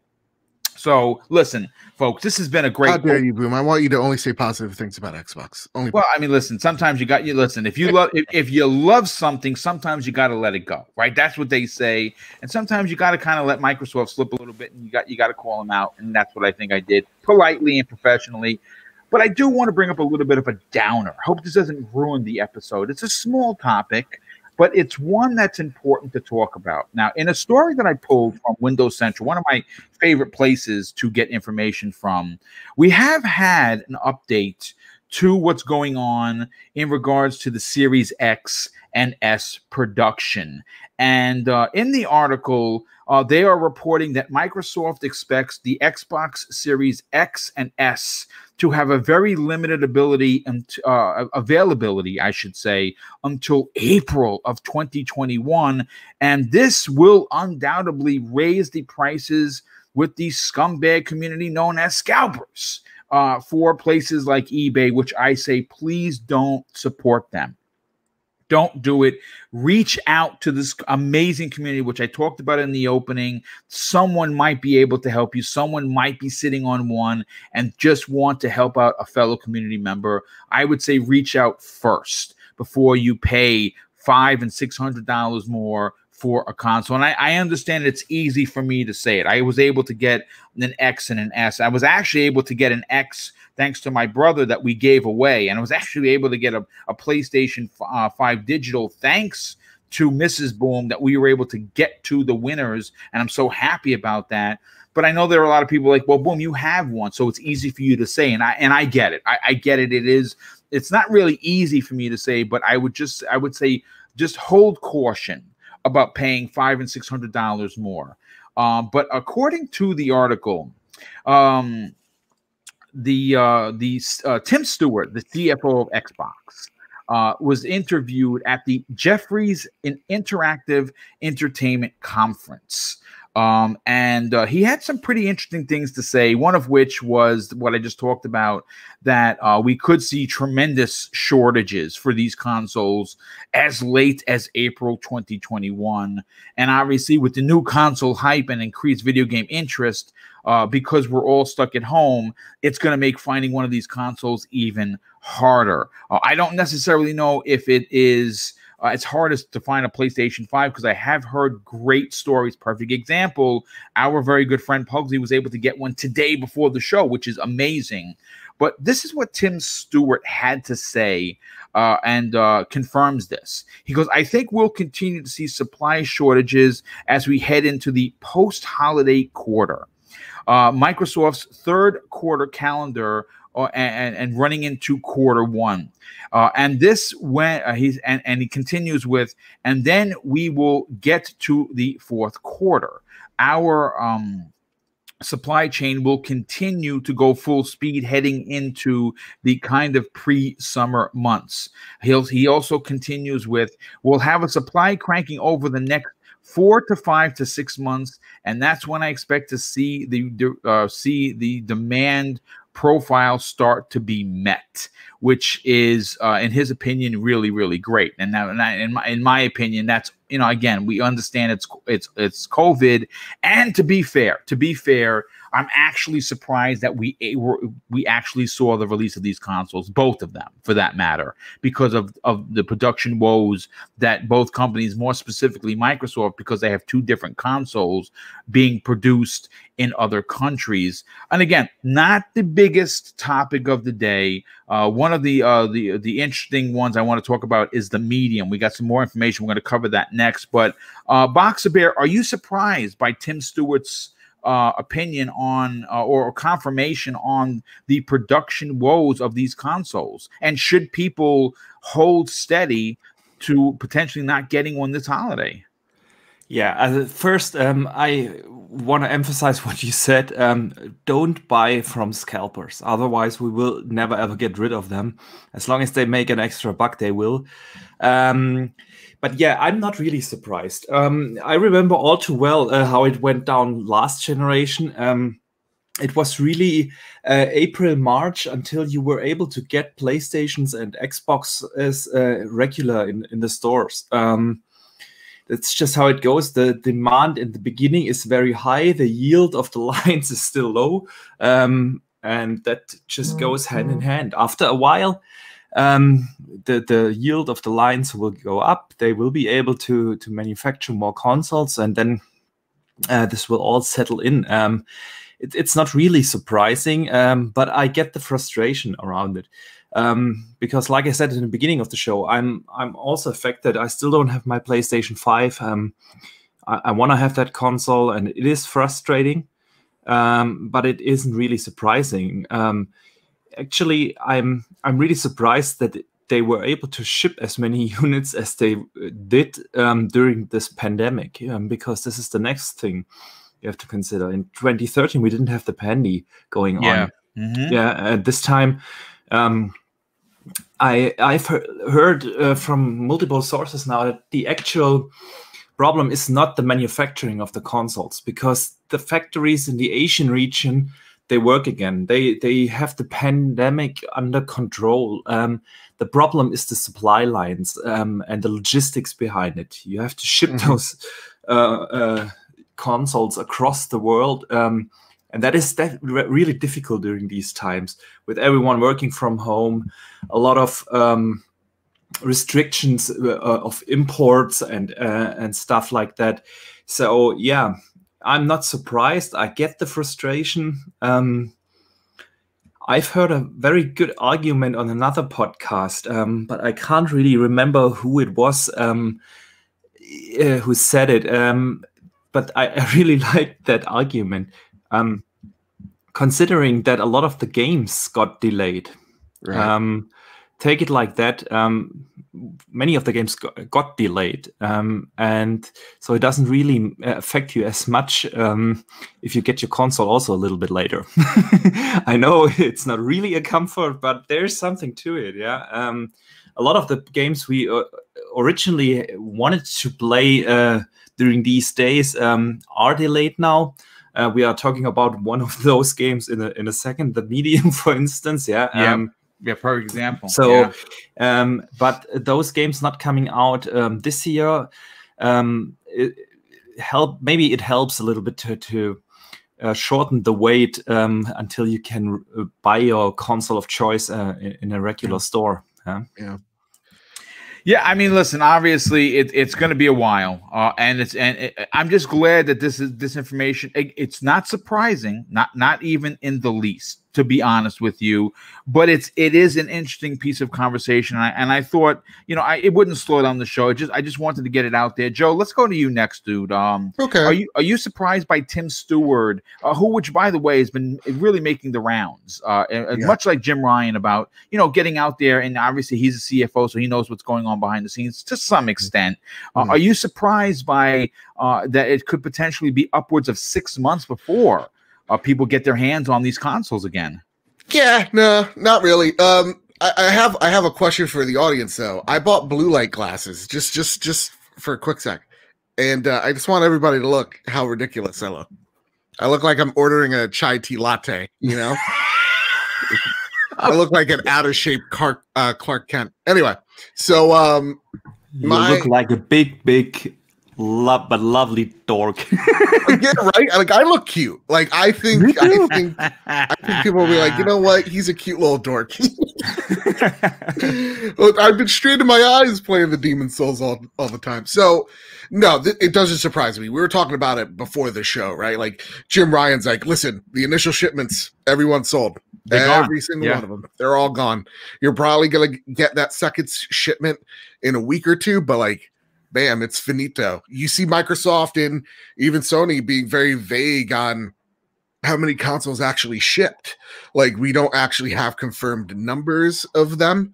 And also, at the end of the day, it doesn't really matter for us, but, you know, it goes to show really how COVID has affected, the logistics of getting these consoles into virtual store shelves. And we're seeing the issues at hand of like scalpers are scalping these. And honestly, the retailers need to do a far better job to mitigate that because they're not doing a good job at all. It's embarrassing how bad it is. So yeah, this doesn't surprise me. It's also like what we see every year. Every generation with new console launches, right? They're always really hard to find up until, you know, the spring or summer around there where it gets not as crazy. So it's not bad. Again, I think what the CFO was saying is similar to what Jim Ryan was saying, but Jim Ryan doesn't have a good handler. So it's pretty much like, these things are going to be extremely limited. So, you know, it also kind of incentivizes people of like, hey, these things are in demand and you should buy them right now type of deal. But it's good news, actually. At least to me, it shows that there's demand for these consoles. Yeah, and that's a great point. And yes, you know what? I think we're going to see demand for these consoles going all the way through next year. Obviously, the software that's going to be played from the first party is going to be a big derivative of how popular the consoles are going to be, because I think that we're going to see some games released next year. I don't know how many games we're going to see. Obviously, much like Sony Santa Monica, which depends heavily on motion capture. Obviously, when you talk about motion capture, you immediately, at least I do, equate the team from Ninja Theory. Their whole studio is based on award-winning motion capture. Now, obviously, we've seen, like, and again, this is to take away from video games for a second, Marvel has gotten back to filming, and they're filming at record rates, and everyone's trying to, you know, figure out a way to be safe. So I think that these studios will be back into full production potentially at the beginning of next year. And of course, I would love to see next year we get Horizon, the Forbidden West, as well as Hellblade 2. Those would be two premier titles released on both of these boxes, upping the ante, if you will, for the demand. But let's go to Zemi, let's go to you next, brother. For you, I mean, obviously, you got your hands on a Series X, which is great. Unfortunately, you didn't get a PlayStation 5, and you are sad. And hopefully, someone in the community will reach out to you potentially and say, hey, listen, I got an extra one. Because, I've heard that more often than not. Just pay for shipping, which would be kind of dope. For you, are you surprised by Tim Stewart's comments about potentially not seeing more Series X and S's be available to purchase before Christmas? No, I'm not shocked at all. I mean, because going into this new console generation, even with, the world climate and people not having a tremendous amount of money, I felt very, very confident that whatever stock Xbox had would sell out, whatever stock PlayStation had would sell out. And that there really shouldn't even be a conversation of, which one is going to sell more, because it's not a matter of, it's more of a matter of demand at that point of, Xbox was not going to produce enough consoles to that everyone that wanted one was going to get one, and PlayStation wasn't going to do it either. So it didn't really matter which one was going to sell more. It's really just, who made more at that point. Right. And I've been saying, for weeks, possibly a month or two now, that, I really don't expect it to be, for anyone to really just be able to casually walk into a store, go to a shelf, pick out a PlayStation or an Xbox until March of next year. Now, it looks like, my prediction might have been a little bit more generous because Tim Schafer, is that his name? Yes. He's. Oh no, you're talking about the Tim guy Stewart. that was speaking. Yeah, Tim Stewart. Tim Stewart. Yes. Stewart. Whoever it was predicting, possibly, April, being or later on from my prediction. So I might have been a little bit too generous on that. But I really don't think that they're going to be all that available until later on next year. And I think for majority of consumers, and they may not want to hear this, but it's probably pretty okay. I mean, I know everyone wants to get their console. Everyone has the fear of missing out. But kind of how Archimedes, talked about it, really, what are you missing out on? Right. And I know, once again, that's kind of been what we were all saying. I know it's easy for me to say this because I already have my Xbox, but I don't have a PlayStation, and I really want to play Spider-Man Miles Morales, as well as, tons of the games, tons of the PlayStation 4 games that released this generation that I missed out on. But for me personally, I'm really not missing out on a whole lot. Everything that I want to play is still going to be there whenever I get the console. And more importantly for Xbox, everything that is, unless I'm mistaken, everything that you can play on your Series X right now, you can play on your old Xbox One console as well. So I would definitely advise everyone to not, be fearful of missing out on anything, and just play on your current hardware that you currently have, and save your, save the 500, 300, $800+ that you're going to be, paying above market price for one of these consoles if you decided to buy it from one of these scalpers.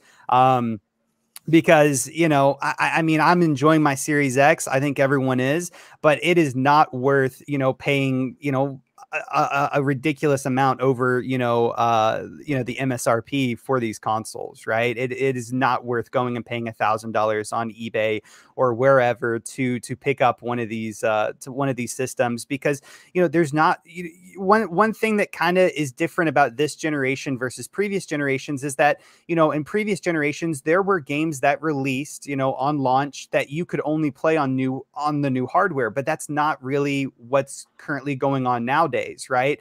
All the games that, Assassin's Creed Valhalla, Watch Dogs Legion, the new Call of Duty, all of these games that a lot of people want to play, you can play on your Xbox One. So I say definitely hold on to your money. Yep. Wait until April or March or whenever these new systems come out. You can just, walk out and you're going to have, you're not going to be missing out on anything now. And that extra $500 that you're willing to spend right now to get one of those consoles, hold on to that and just buy a ton of games. Yes. Right? Yeah, strong point. That's what I would advise people to do.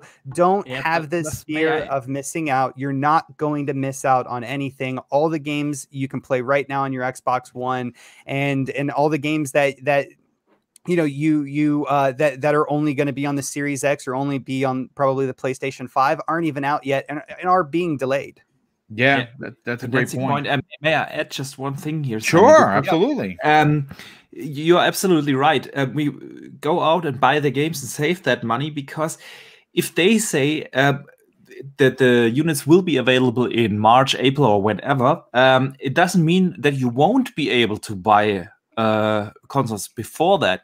It's just that the waves that will come in January and February are probably also going to be sold out, like the first pre-order waves did. Yeah, but there will be chances for you to get a PlayStation and an Xbox in December, January, February. The other waves will come.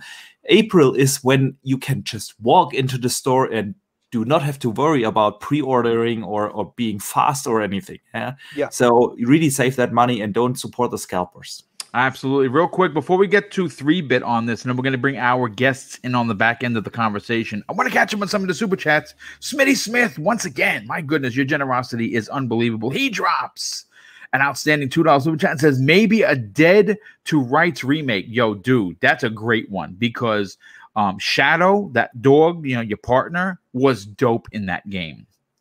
We have CNYE. He drops an outstanding $3 super chat and says GTA Vice City remake. Yeah, I think you could remake any GTA and it would be big bucks for sure. Case by case basis drops another additional $2 super chat and says post VGA talk will be Silent Hill and Perfect Dark. Yeah, I mean we've been hearing Silent Hill for Sony and Perfect Dark for Microsoft. It would be great to see those classic franchises return. Sean Livingston, hey Sean, welcome to the program. He drops an outstanding $5 and says Microsoft did Gears 1 remake with Gears Ultimate right before Gears 4 came out. Yeah, and it's an amazing remake. As a matter of fact, you got that whole extra level that was taken out and only available on PC. I would love to see. Again, I'm not going to get back into that conversation. You know what I would love to see? A Halo 3 remake anniversary, which I reported on years ago. I thought was coming. Fortunately, that never transpired. I'd love to see a remake of Halo 3. Speaking of classics, and Clown Royale drops a very generous $10 super chat and says, "I'm late." Because I was catching up on your last cast about the PS5 storage issue. I'm curious with all the games, how many, let me see if I can just scroll down, how many extra apps with okay, he says how many extra apps installed. I noticed that with the CX I have less apps on my new console. You know what, the apps I don't think are really taking up the room. I think that games like Call of Duty that take 206 gigs of the 667 on the PlayStation 5 is a real problem. Now you don't necessarily have to install everything, but I don't piecemeal stuff. That's just me. I'm hoping that PlayStation comes soon with that we can upgrade our storage. Hopefully that's going to be something that we can talk about in the positive light, as opposed to that we're just stuck with 667 gigs. But 3-bit, for you, are you surprised by the launch? I mean, with the potential delay of new consoles for the holiday. I mean, Christmas is literally a month away, and unfortunately, it doesn't look like Microsoft or Sony are going to have consoles available, and that's kind of sad. Yeah, I honestly, it's kind of what I expected because of the Rona. Yeah, I had a feeling that might have impacted production. My biggest thing is with these scalpers, man. I think the best way to mitigate scalping is probably to hold these websites accountable from bots. I think eBay needs better security against bots. Amazon, GameStop, they need some queued up lines for these products. And it's definitely different this year because for the most part, you have to get it online as opposed to a store because of Aunt Rona. And there's no reason why Nike should have a better setup system for limited sales compared to these huge companies like Sony or Microsoft or Amazon. I think Nike does like a raffle system, making it harder for botted accounts or even pre-ordering on the app. I hope more gamers can get these consoles. I do have a couple of friends who's trying to get their best to get PlayStation 5s, and then they one of my friends, he read the article that they're all completely gone, and then you see pictures with scalpers having like 50 in their room. And it's disgusting. It's gross. Yes, it's absolutely disgusting. So I think the more they make available, the better. I for sure seen some more Series X consoles become available. I think I seen a couple PlayStation 5s available yesterday. So and it's great that the Series X is selling out in Japan, which is like, whoa. Yeah, that's crazy. That is quite an Xbox achievement there. So, but yeah, I think if my advice is to follow Wario64 on Twitter, you guys. Yes, indeed. Put alerts with that dude. Yeah, he's legit. He's the reason why I got both of my systems. So, nice. And I think like most of the panel has a Series X, so we're in the boat where we get it. It's definitely easier for us to say that this stuff, but you know, at the same time, these scalpers are just they're taking it out. But I hope both PlayStation 5 and Series X, they have more deals come out that's going to be available, and more consoles essentially. So Yeah, no, and that's a great point. Aaron JF94, he drops a very generous $2 super chat and says, "Are you going to talk about Phil's recent interview, Kumbaya? Not on this panel and not on this show. I just got multiple people DM'd me with it. I don't necessarily think it was a Kumbaya. I was reading it as people were talking. I think that based on what I'm seeing in front of me, it's about Phil Spencer's Xbox promise to Xbox fans.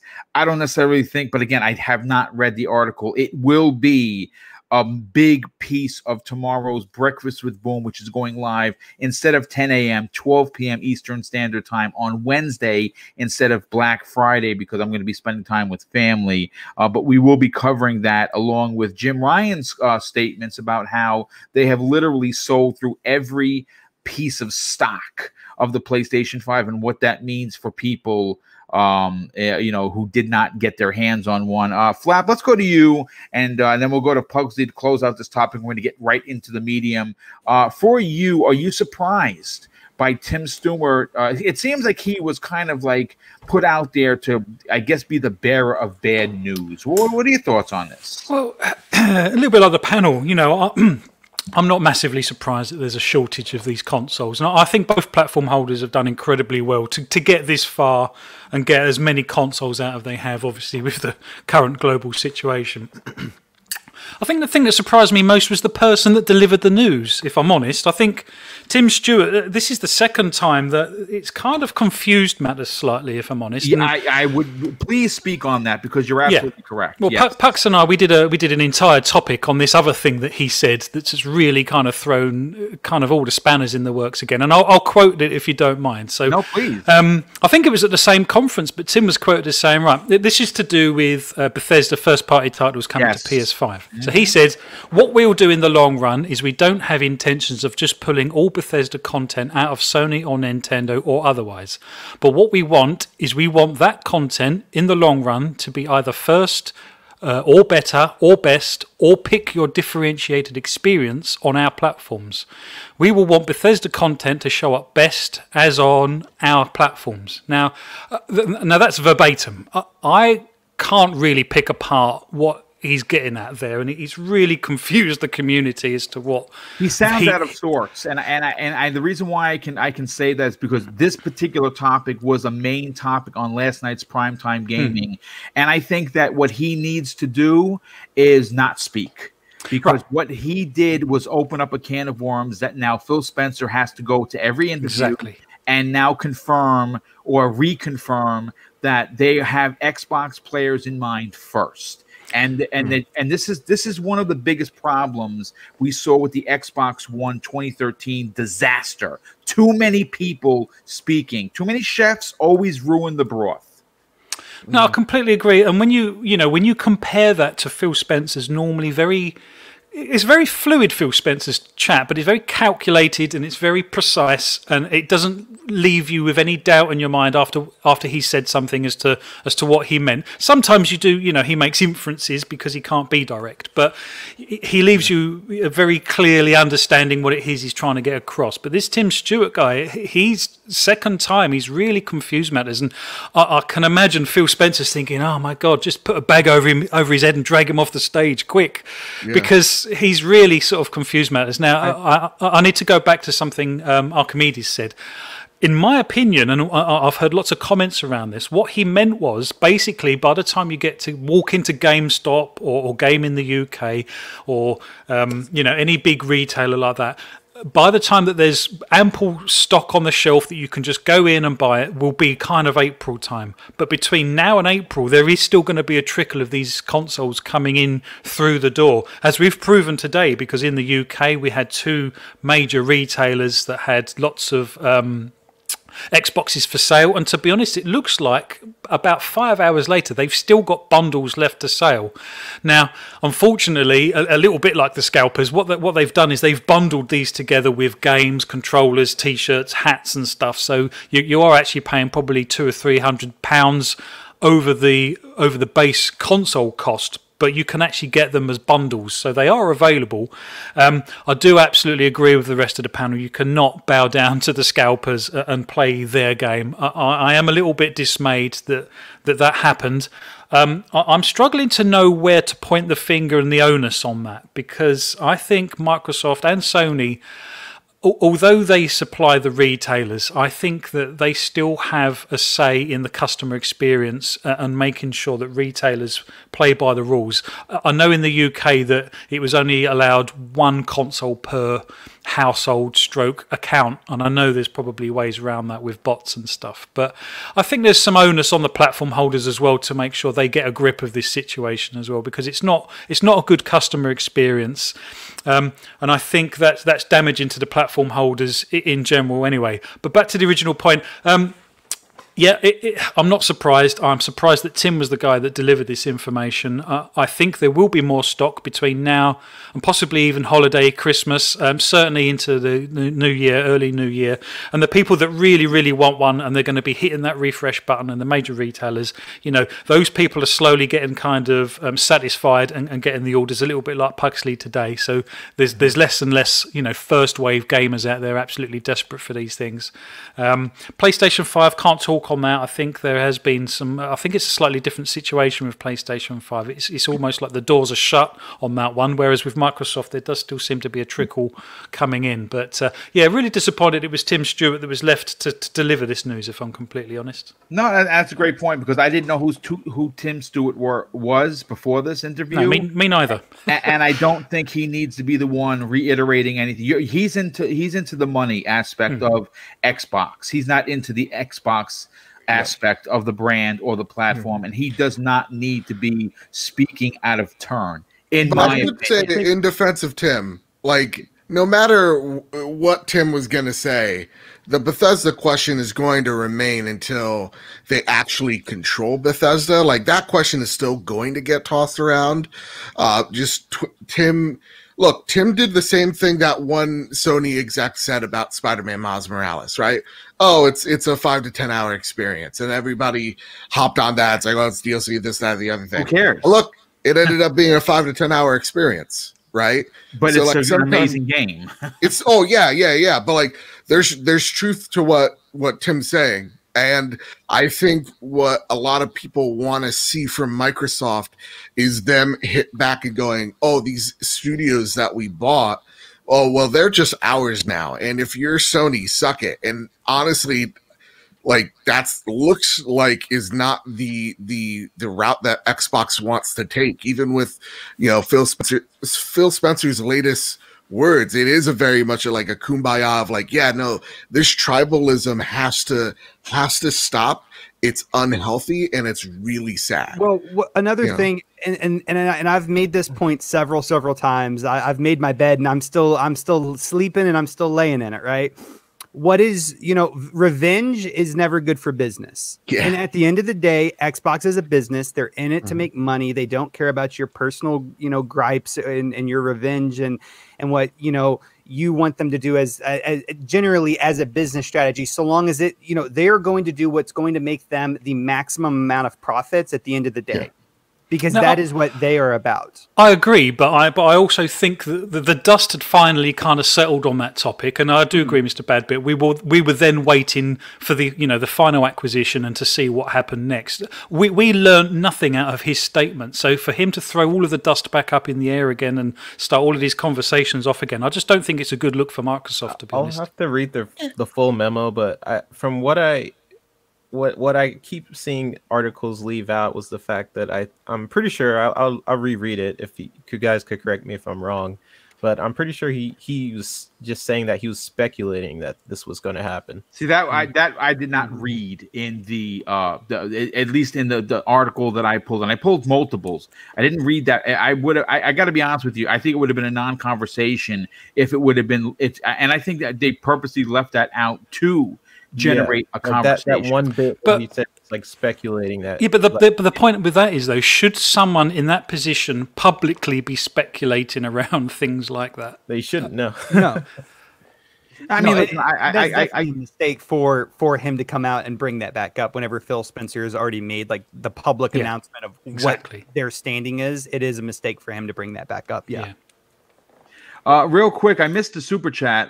The Truman Channel drops a very generous $5 super chat. Honestly speaking, on which new console does Destiny Beyond Light look richer? Not just which is more powerful, but honestly looks better.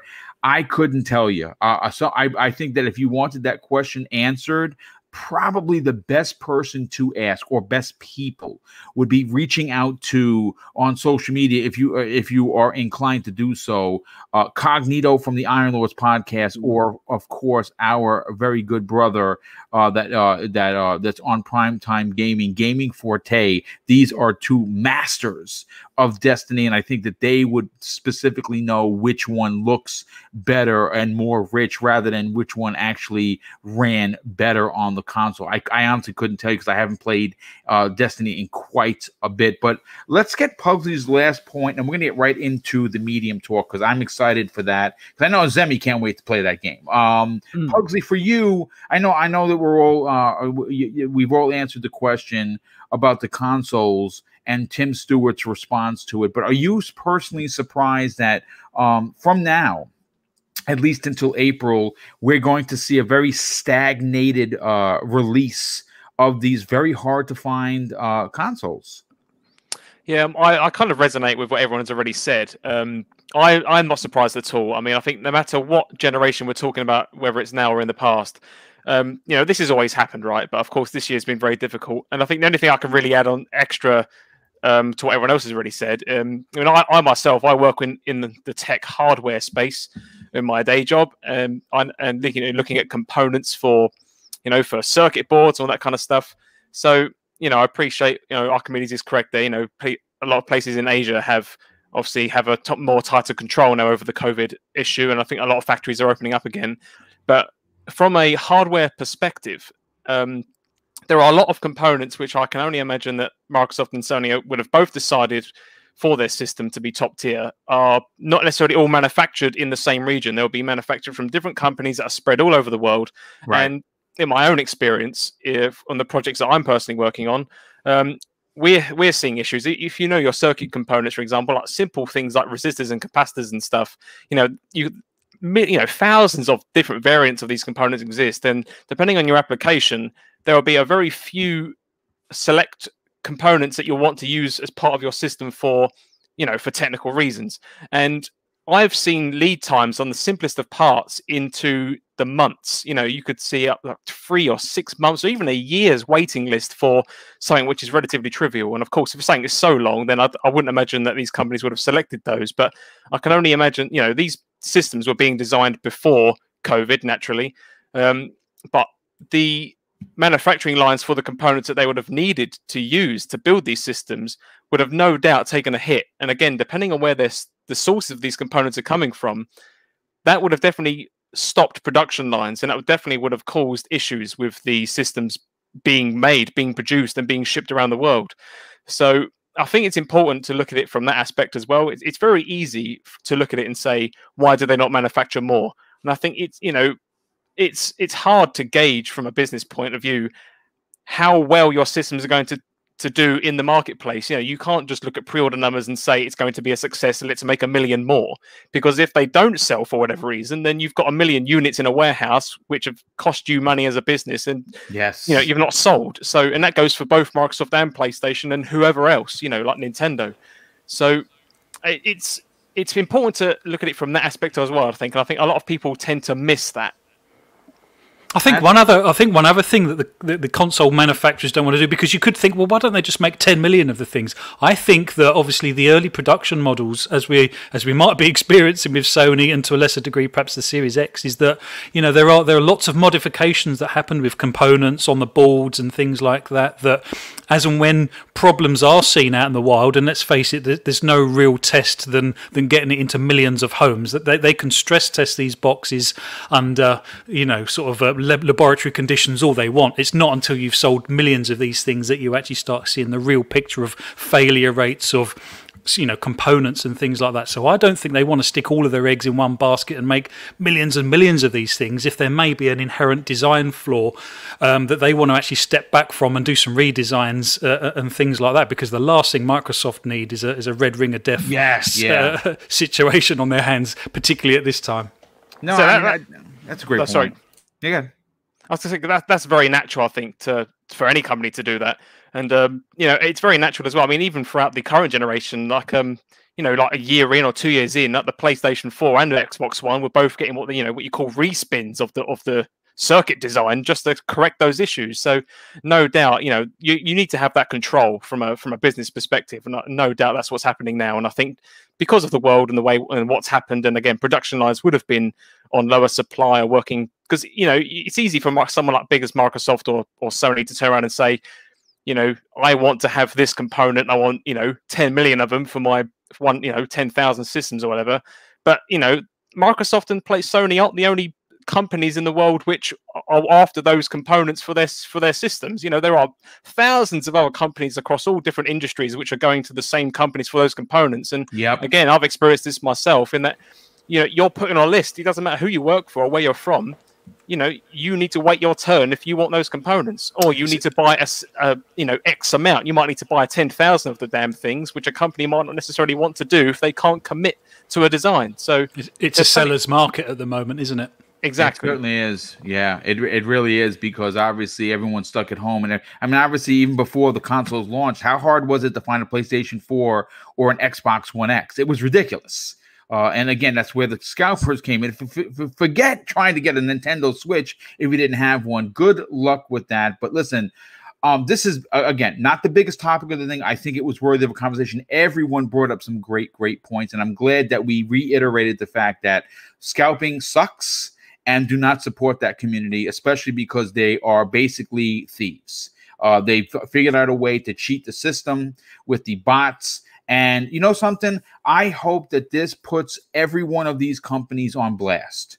I'm talking about Amazon and Best Buy and Target and Walmart and all of these other companies that make millions and millions of dollars of online shoppers, but yet have yet to put up a good security wall to protect the consumer base from bots. And they have yet to do that. And I hope that this situation brings to light that there is a glaring issue in this country, specifically the U.S., that needs to be addressed ASAP. When you see companies that have a band of 10 or 15 people somehow getting 3,000 PlayStation 5s. It's just disgusting. And I hope that we get some change because of it. We do have some super chats that came in. I'm going to get to you guys in a second. Shotgun Blaze Z asks a question. Does BitCloud still appear on Breakfast with Boom? And the answer is yes. He's had a couple of things pop up personally where he couldn't make the show. I do have confirmed he will be joining us tomorrow afternoon on the special edition of the the Breakfast with Boom tomorrow at noon. But I want to get into one of the most exciting topics, at least for me personally, as a huge horror fan. And in a story that I pulled from gamingbolt.com, one of my favorite places to get news from, Bloober teams the Medium is shaping up to be their most ambitious game to date. And if you did not know, is an Xbox Series X and S exclusive.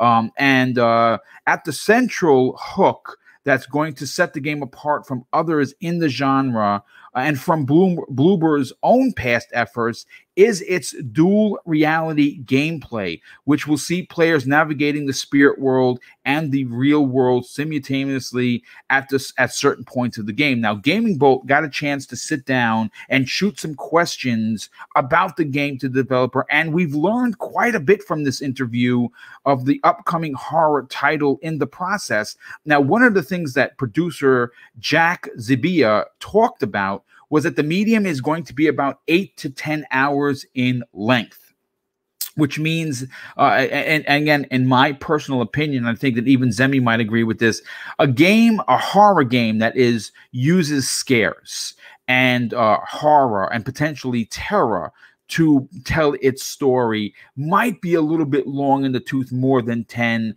hours. You know, you start getting into 15, 20, 30 hours, you start getting into Alien Isolation. That's why I personally fell off of that game, because the game was great. The horror was excellent, but the game was a little long in the tooth. And it became very repetitive, with hiding in closets and lockers and trying for the alien not to see you. That game would have done itself a tremendous amount of justice, being maybe 15 hours at length, but even then might have been too long. But this is what Jack Zabia had to say regarding the medium. He says the main belief of the game is its dual reality and providing different points of view, starting from the story to gameplay, to the gameplay ending, which is why the dual reality gameplay is one of the foundations of the title, known as the medium. And he goes on to say that the game does not appear to have dual reality through the entire game. It's about a third, 33% of the game, while the rest of the game takes place within a single reality, whether that be in the spirit world or in the real world. Obviously, the dual reality is the big deal, but you will not be spending the entire game doing that. That's actually pretty good. He goes on to say this. This is to constantly surprise players in which the world that they are currently in. And it also aims to pose new challenges. How can players use the world to their advantages? At some points in the game, the player will be able to move from the real world to the spirit world in specifically designated places. Now, he continues by saying it will not be possible to switch between worlds at any time of the game, since the whole game is designed in that new gameplay mechanic, and that can be discovered within the world's own realities as well as each one during the dual reality gameplay.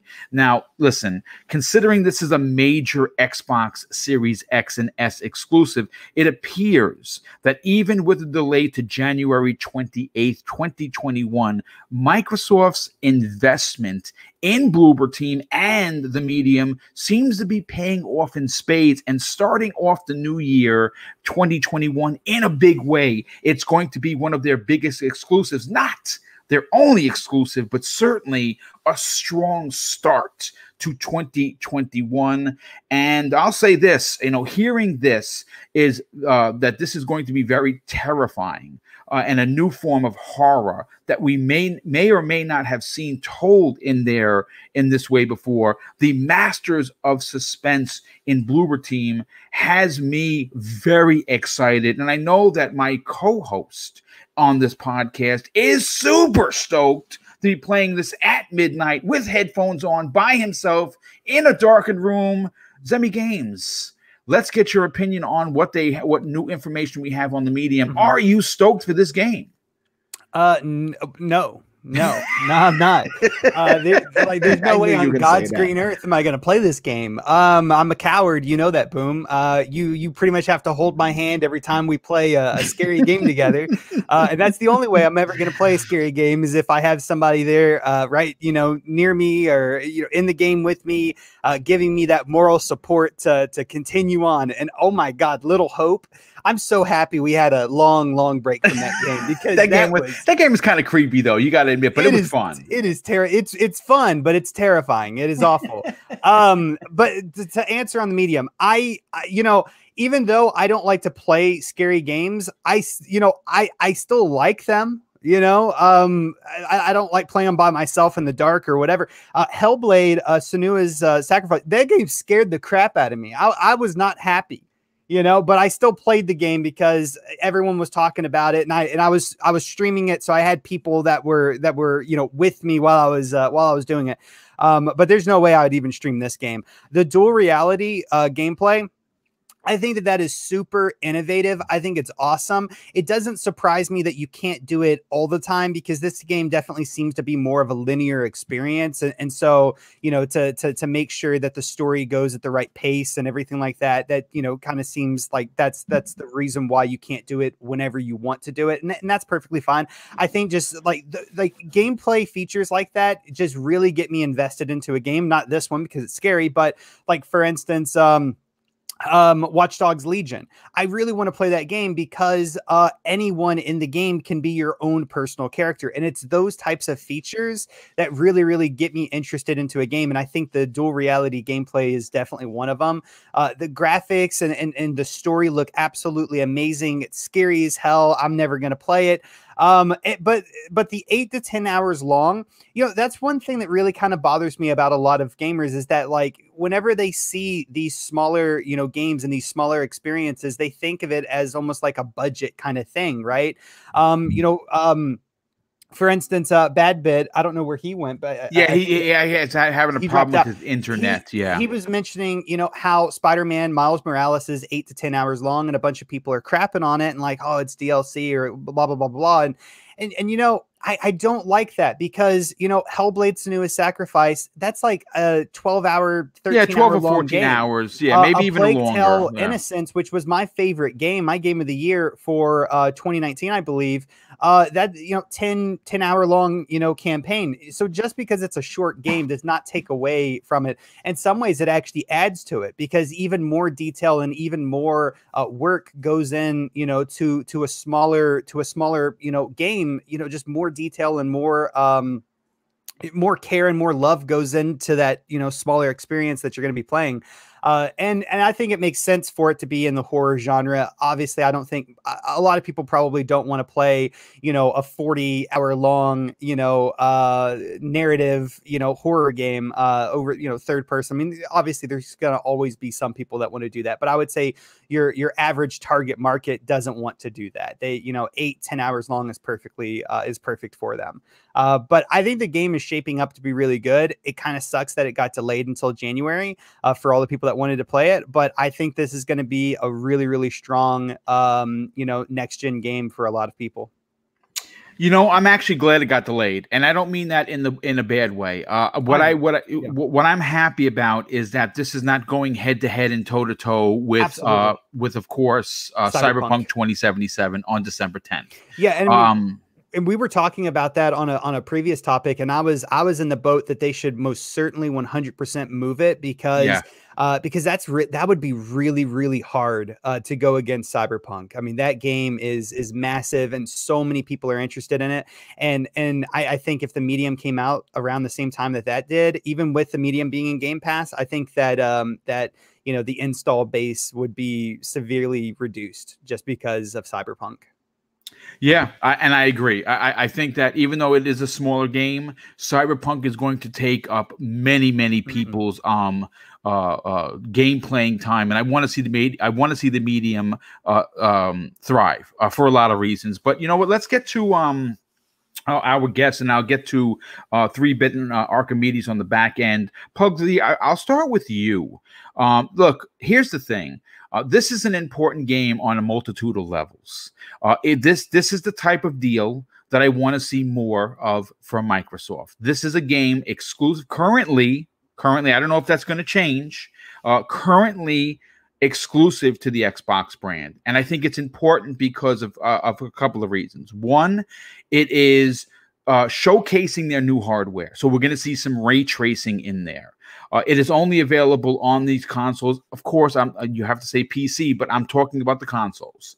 It's not available on the Switch or the PS5, and it may not be because, again, we've been hearing rumors for a while that Bloober Team may be the next one or one of the bunch of announcements to come in 2021 that join Microsoft Game Studios, and I believe that they are. I think that they're up potentially to join them, and they would be a great addition. For you, hearing that the Medium is an 8 to 10 hour game, and considering the source that this is heavily influenced from Silent Hill, having the sound producer from Silent Hill be a part of this game, what are your excitement levels? I've been really excited for the Medium ever since we saw it in the I can't even remember if it was the May or the July showcase, but the first time I saw it, I was super stoked to want to get my hands on it. But regarding the play times, I mean, this is something I've kind of feel a bit closely about as well, because it's, 5 or 10 years ago, back in my single life of being a late teenager or whatever else, it's very easy to want to sit down for hours and hours and play games. And play the same game and really enjoy it, and that's perfectly fine. But when more and more games get on that same trend, it can be very difficult for, I think, because the majority of a player base is between 24 to 32 years old and plus, right? So I think it's important that games do start to become shorter in length, and I think this is actually being a topic within the industry anyway, that more and more titles are trying to strive for that longevity of wanting to have you in the game for hours and hours, which that's not a bad thing. But when everyone's doing it, as a consumer, you really have to pick and choose what you play and what you dedicate your time to. So to hear that, I mean, I agree with what you said already, that it is deemed as like a thriller / horror game, and I think that's a very specific genre you need to be careful with. And I agree that you can't have those kind of games going on for too long, because there's only so many different types of scares and stuff that you can have in any horror game until it becomes old. I mean, I remember playing a number of different horror games in the past which have that real fear factor, and I'm sitting there playing it, cowering away, whatever. But then, you get used to these scares 2 or 3 times, and it feels like an action game. Do you get what I mean? So I think from a horror perspective, it's very important that you do keep these games short.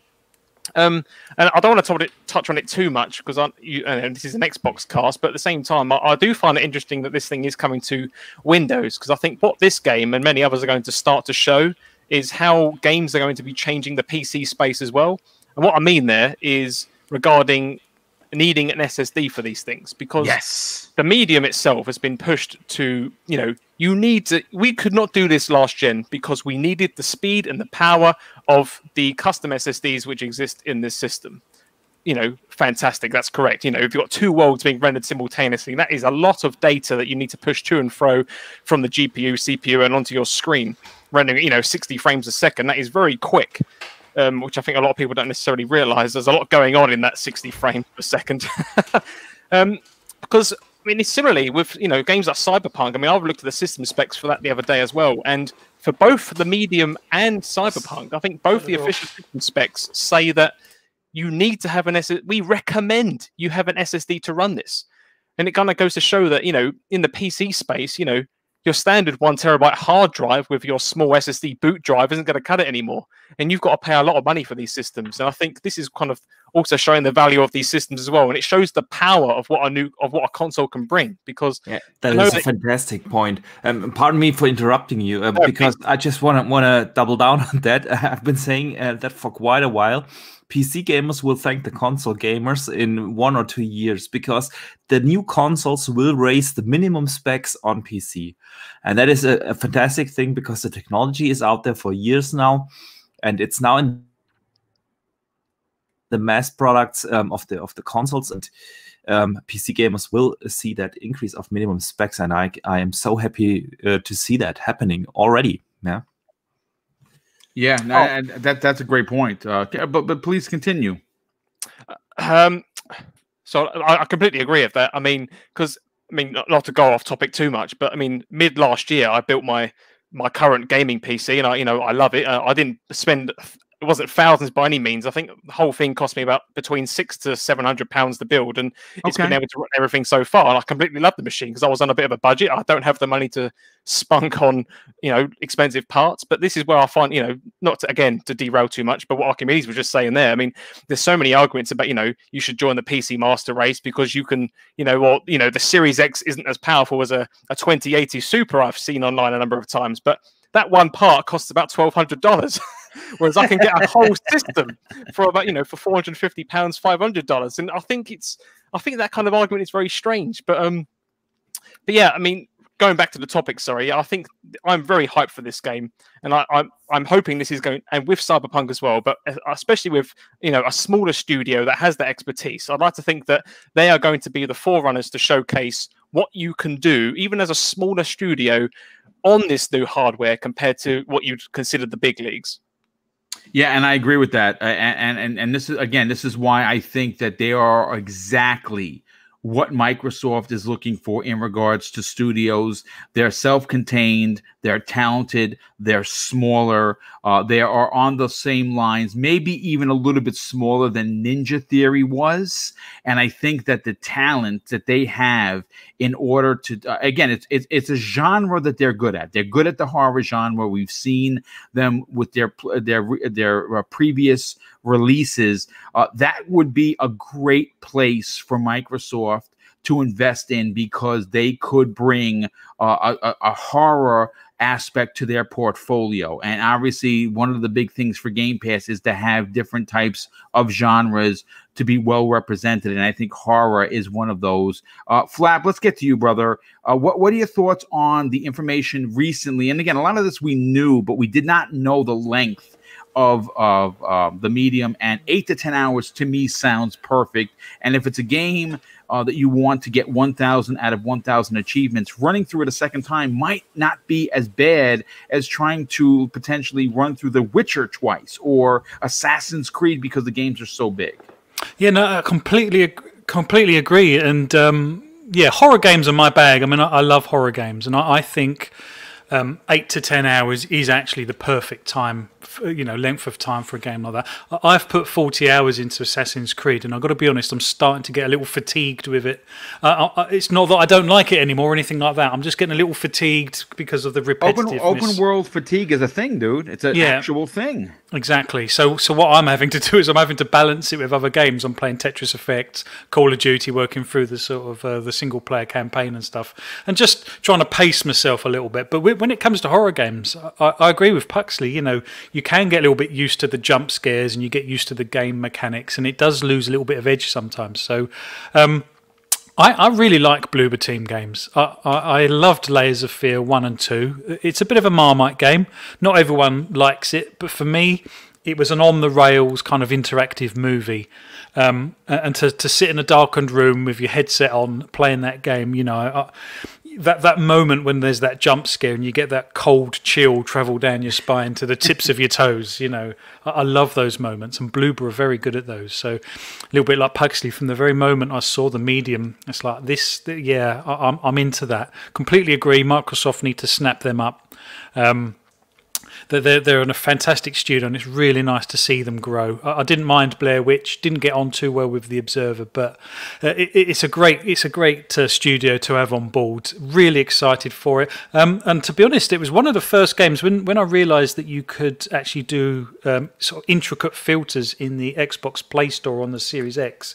You can actually search for games that are 120 frames a second or 4K 60, and ray tracing was one of the filters. And I've got to be honest, it wasn't until I put in the ray tracing and the medium popped up that I didn't even realise it had ray tracing, in all honesty. So yeah, really excited for the game. It's going to be a fantastic game, and Microsoft desperately need this. It is a shame it got pushed back, but it was absolutely the right decision, and I think we're going to have a great time come January with it. Yeah, no, I agree. Boxer Bear, let's get your opinion on this. Look, and in closing, Flap actually just mentioned something I think that's important. Microsoft needs this. And I don't mean that they don't have quality titles currently or quality titles on the way, but this is an exclusive that specifically was built because of what the Series X and S can do for you. Are you happy with an 8 to 10 hour experience? But more importantly, knowing that ray tracing is going to be at the forefront of this release. Okay, you know me. I love these open world games. My absolute favorite games are these 200+ hour games. Just yesterday we talked on the show, of Witcher 3 being my game of the generations and having like 4 full playthroughs of the campaign and all DLC and everything. And so yeah, I love those games, but they are exhausting, and my gaming time is limited. And I really appreciate these shorter gaming experiences. Games that I can finish within 5 to 10 hours are sometimes such a relief. Not because I know that Valhalla will take me a month or 6 weeks or even longer to finish, and Cyberpunk will probably take me 2 months to finish. And I know that I won't get much gaming time in for other games in these periods, and so having these shorter experiences is fantastic for me. I love it. I'd rather take a game with a good 5-hour campaign than a 50-hour campaign that is this boring. And the game itself looks absolutely incredible. I loved it when it was first shown in May. I thought this is one of the very rare games that actually has shown mechanics that are next gen, making use of the SSD in that particular case. Hearing that it has ray tracing implementation also has me excited, looking forward to see that in action. We need that in more games so that the algorithms for ray tracing become more sophisticated. We won't get that if developers are not starting to use it in games. So yeah, I'm really happy about what I'm hearing. It's in Game Pass. It's a great experience. I can squeeze in over a weekend probably, that I'll definitely going to enjoy. And yeah, I can't wait for the game. Yeah, me too. I'm again, great way to start off 2021 for sure. Closing out today's show and this particular topic, 3-bit, I saved you for last specifically because you are an artist. You talked about at the beginning of the show that your incredible short was nominated and that it won, and that's fantastic. Yeah. From an artist's perspective, we've seen some really interesting looks of the medium. I think it's very, very different, but also somewhat familiar. For you, what are your thoughts on the 8 to 10 hour length? And do you think that they're going to knock it out of the park like they have done in previous games? Yeah, I think the technology that they're showing is incredible. I've seen some people complain about the length, and to me, 8 to 10 hours is great, especially for a horror game. Yes. Yep. I barely have time to play games that has hundreds of hours in it, unless it's Halo, or even I'll make time for Cyberpunk because that just looks great. But yeah, to me, that is a great length. I'm really curious about the 33% of the game having dual realities. I was in the camp that thought it was the whole game, and I'm fine with that. Because yeah, I'm just fine with that decision. But essentially, I just really want to try this game out. I already have it preloaded on the Series X. I love horror games. And something to note is I know some of the article from Gaming Bolt who interviewed the Bloober team devs. They said that because of the dual reality feature, the game wasn't even possible on the Xbox One. Making this game one of the first exclusively next-gen games, I think. And if you think about it, majority of the games announced at the Microsoft's last showcase are going to be exclusive to the Series X, taking advantage of the hardware. So they're going to be pouring the resources into those teams and have it onto that system.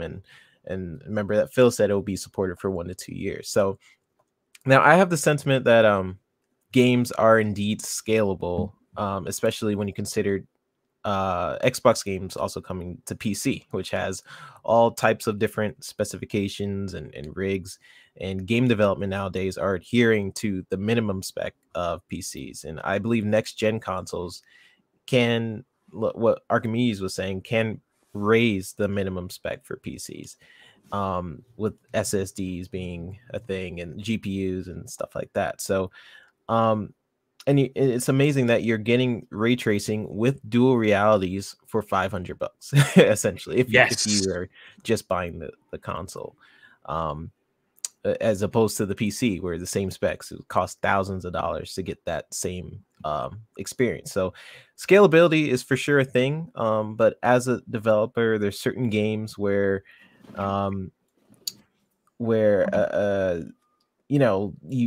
the developers want to show the game running at 60, or maybe even have ray tracing as a big feature of the game. And because the game, let's say the game is all about reflections, and that's only possible with newer hardware. And so interestingly, the Medium and also Scorn are the recent exclusives to next gen consoles. Both of those games will not be on the Xbox One. So I can't wait to try it out when it's available. I love horror games. It looks very interesting, and I hope this is sort of a catalyst for what we'll be seeing for the next generation, where they're really pushing the hardware and it's raising the minimum spec for PC users. So yeah, and that's a fantastic point, because obviously, who would have thunk it that the console world would be potentially laying the pavement for what PCs, the master race, is going to be following in the future. But listen, folks, This has been a great 2 hours. Again, I try to put these shows together, and at its core, it's meant to be fun. And obviously, we started off with the games that we want remade and what could potentially come to Xbox gamers. We close out on the medium, and of course, we sandwiched in between the shortages. And I think it was a really, really solid panel. Great opinions all around. We had over 400 people here. Before I get into the outros, let me just catch up on some of the outstanding and very generous super chats. Y9 Power drops a very generous $5 super chat and says, I really like your constructive criticism on Xbox instead of straight bashing. People are more eager to listen constructively than insults. And thank you for the compliment. And I think that that is what you get with my type of programming. Yes.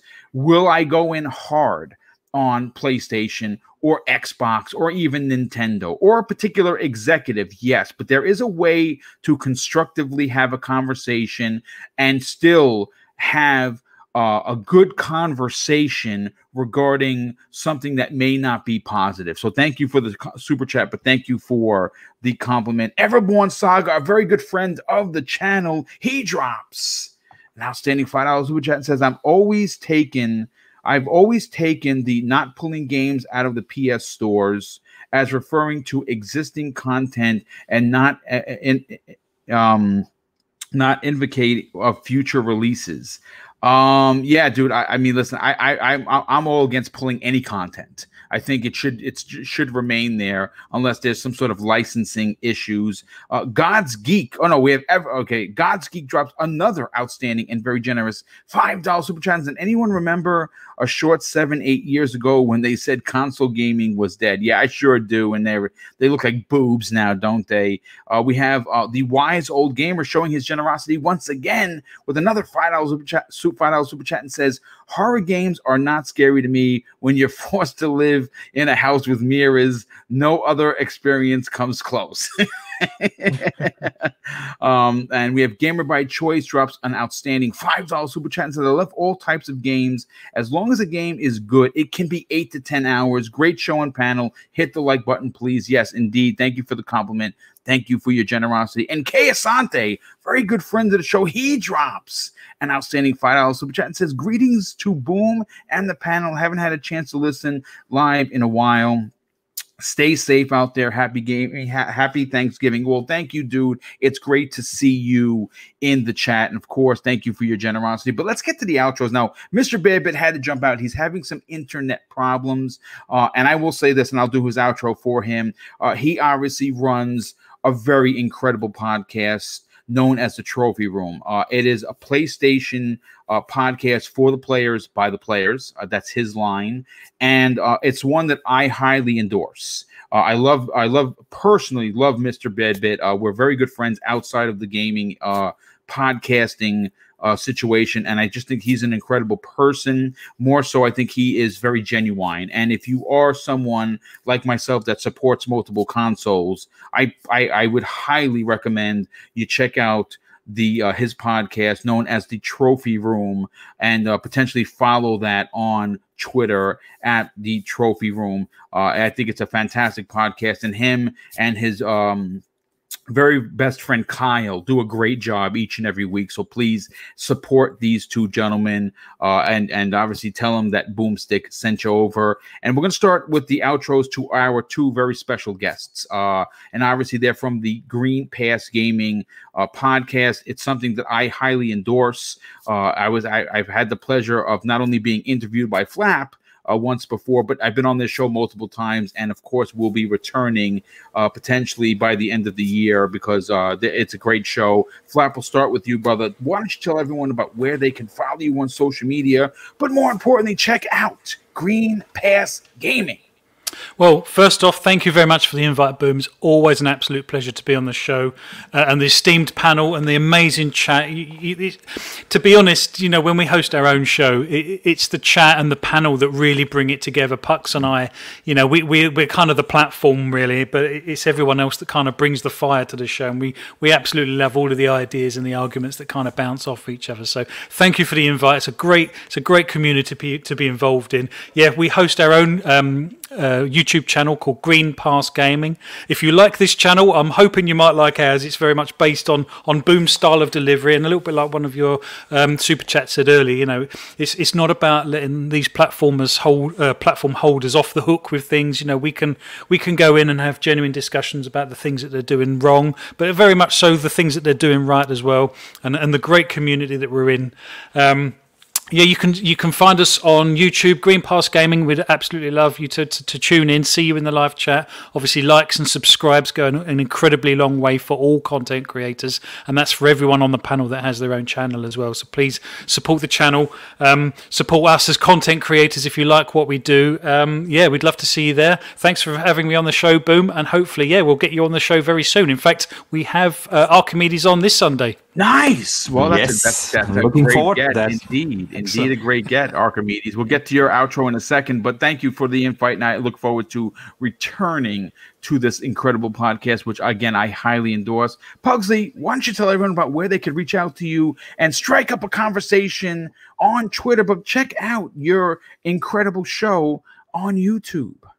Yes, again, thank you. I'm going to extend what Flap just said. Thank you very much for the invite. I saw the message from Flap at, about midnight last night. I responded this morning. Really looking forward to jumping on the show. Love talking with you guys, and I love talking about this kind of stuff. Yes, just to reiterate, yes, we can find us on YouTube at Green Pass Gaming. We've just reached over 600 subs now. So if you want to help us get if you'd like to help us get to 1,000, that'd be very, very much appreciated. But equally, you can find us at Green Pass Gaming on Twitter. We have a Green Pass Gaming Facebook page as well. And you can also find me personally at PuxleyAR on Twitter. So if you'd like to speak to me there personally and let me know about what you're up to, by all means, please search me there. Well, it's great to have you guys on as a duo. It was great to see the success of Green Pass Gaming. I know that you're a couple of months in, and to have that many subs proves that you guys are doing something right. So if you do like my work, and you do appreciate my opinion, or you trust my opinion, not only should you subscribe to these two gentlemen and head over to Green Pass Gaming, both on Twitter and on YouTube, but you should support everyone here. We're all gamers at heart, and we come here each and every week to bring a fun show to you, and hopefully we are delivering that. And we'll go next to, of course, my co-host with the co-most, Zemi Games. Thank you so much for being here, as always, and of course, keeping me up to date with all of these super chats that come in by putting them into the private chat. Do me a favor, brother. Tell everyone about where they can reach out to the bravest man in gaming, and also check out your incredible information that has helped many on your YouTube channel. Yeah, absolutely. So my YouTube channel is called Zimmy Games. You guys can just go and search for it and you will be able to find it. On that channel, I do a bunch of gaming content, gaming news, reviews, and a bunch of tutorial videos. So definitely go check that out if it sounds like something that you'd want to watch. You guys can also follow me on Twitter at Zimmy Games. And I say this during every show. I always truly do mean it. If you heard something during today's show that I said that you agree with, or that maybe you disagree with, always feel free to throw me a DM. I absolutely love meeting new people, interacting with the community, and just having conversations with other gamers. So feel free to throw me a DM on Twitter. And then also on my Twitter, I usually just post just update things, or if I see a piece of news that I think is interesting, I'll post it. And you guys can also go and check out some of my gaming streams on twitch.tv.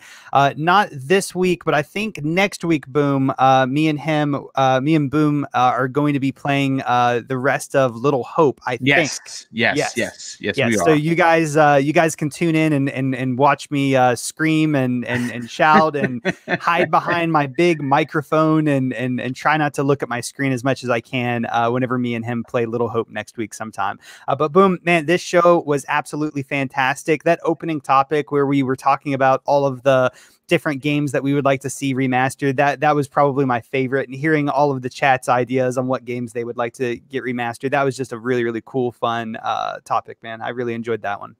Yeah, me too. And again, a made up topic made to just generate conversation not only between the panel but the chat, and I think that's what it comes to at the end of the day. And it lasted in no way least. Obviously, well, not last. Certainly, we got to get to him. We'll get to Box the Bear next. But 3-Bit.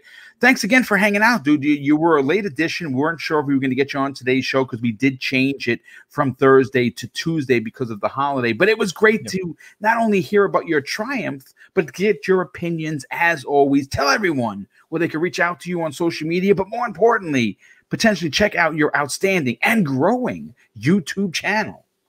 Yeah, everybody can follow me on Twitter. It's the VGHD, and on YouTube, it's the Video Games HD. Happy Thanksgiving, everyone. This was a great show. Same with Zemi. That first topic brought me back on a lot of games I wasn't even thinking about. So thank you guys. It's great to see you guys, Green Pass Gaming, again. Always a pleasure. And thank you guys for inviting me in the show. I love this community. I love the Xbox community. It's it's just been great being on this show. It's also a great break from what I do, which is a lot of animation work for different companies. So thank you guys, and I'll see you in the next one. Yeah, well, thanks so much for being here. And last, and of course, no way least, Boxer Bear, known as Archimedes.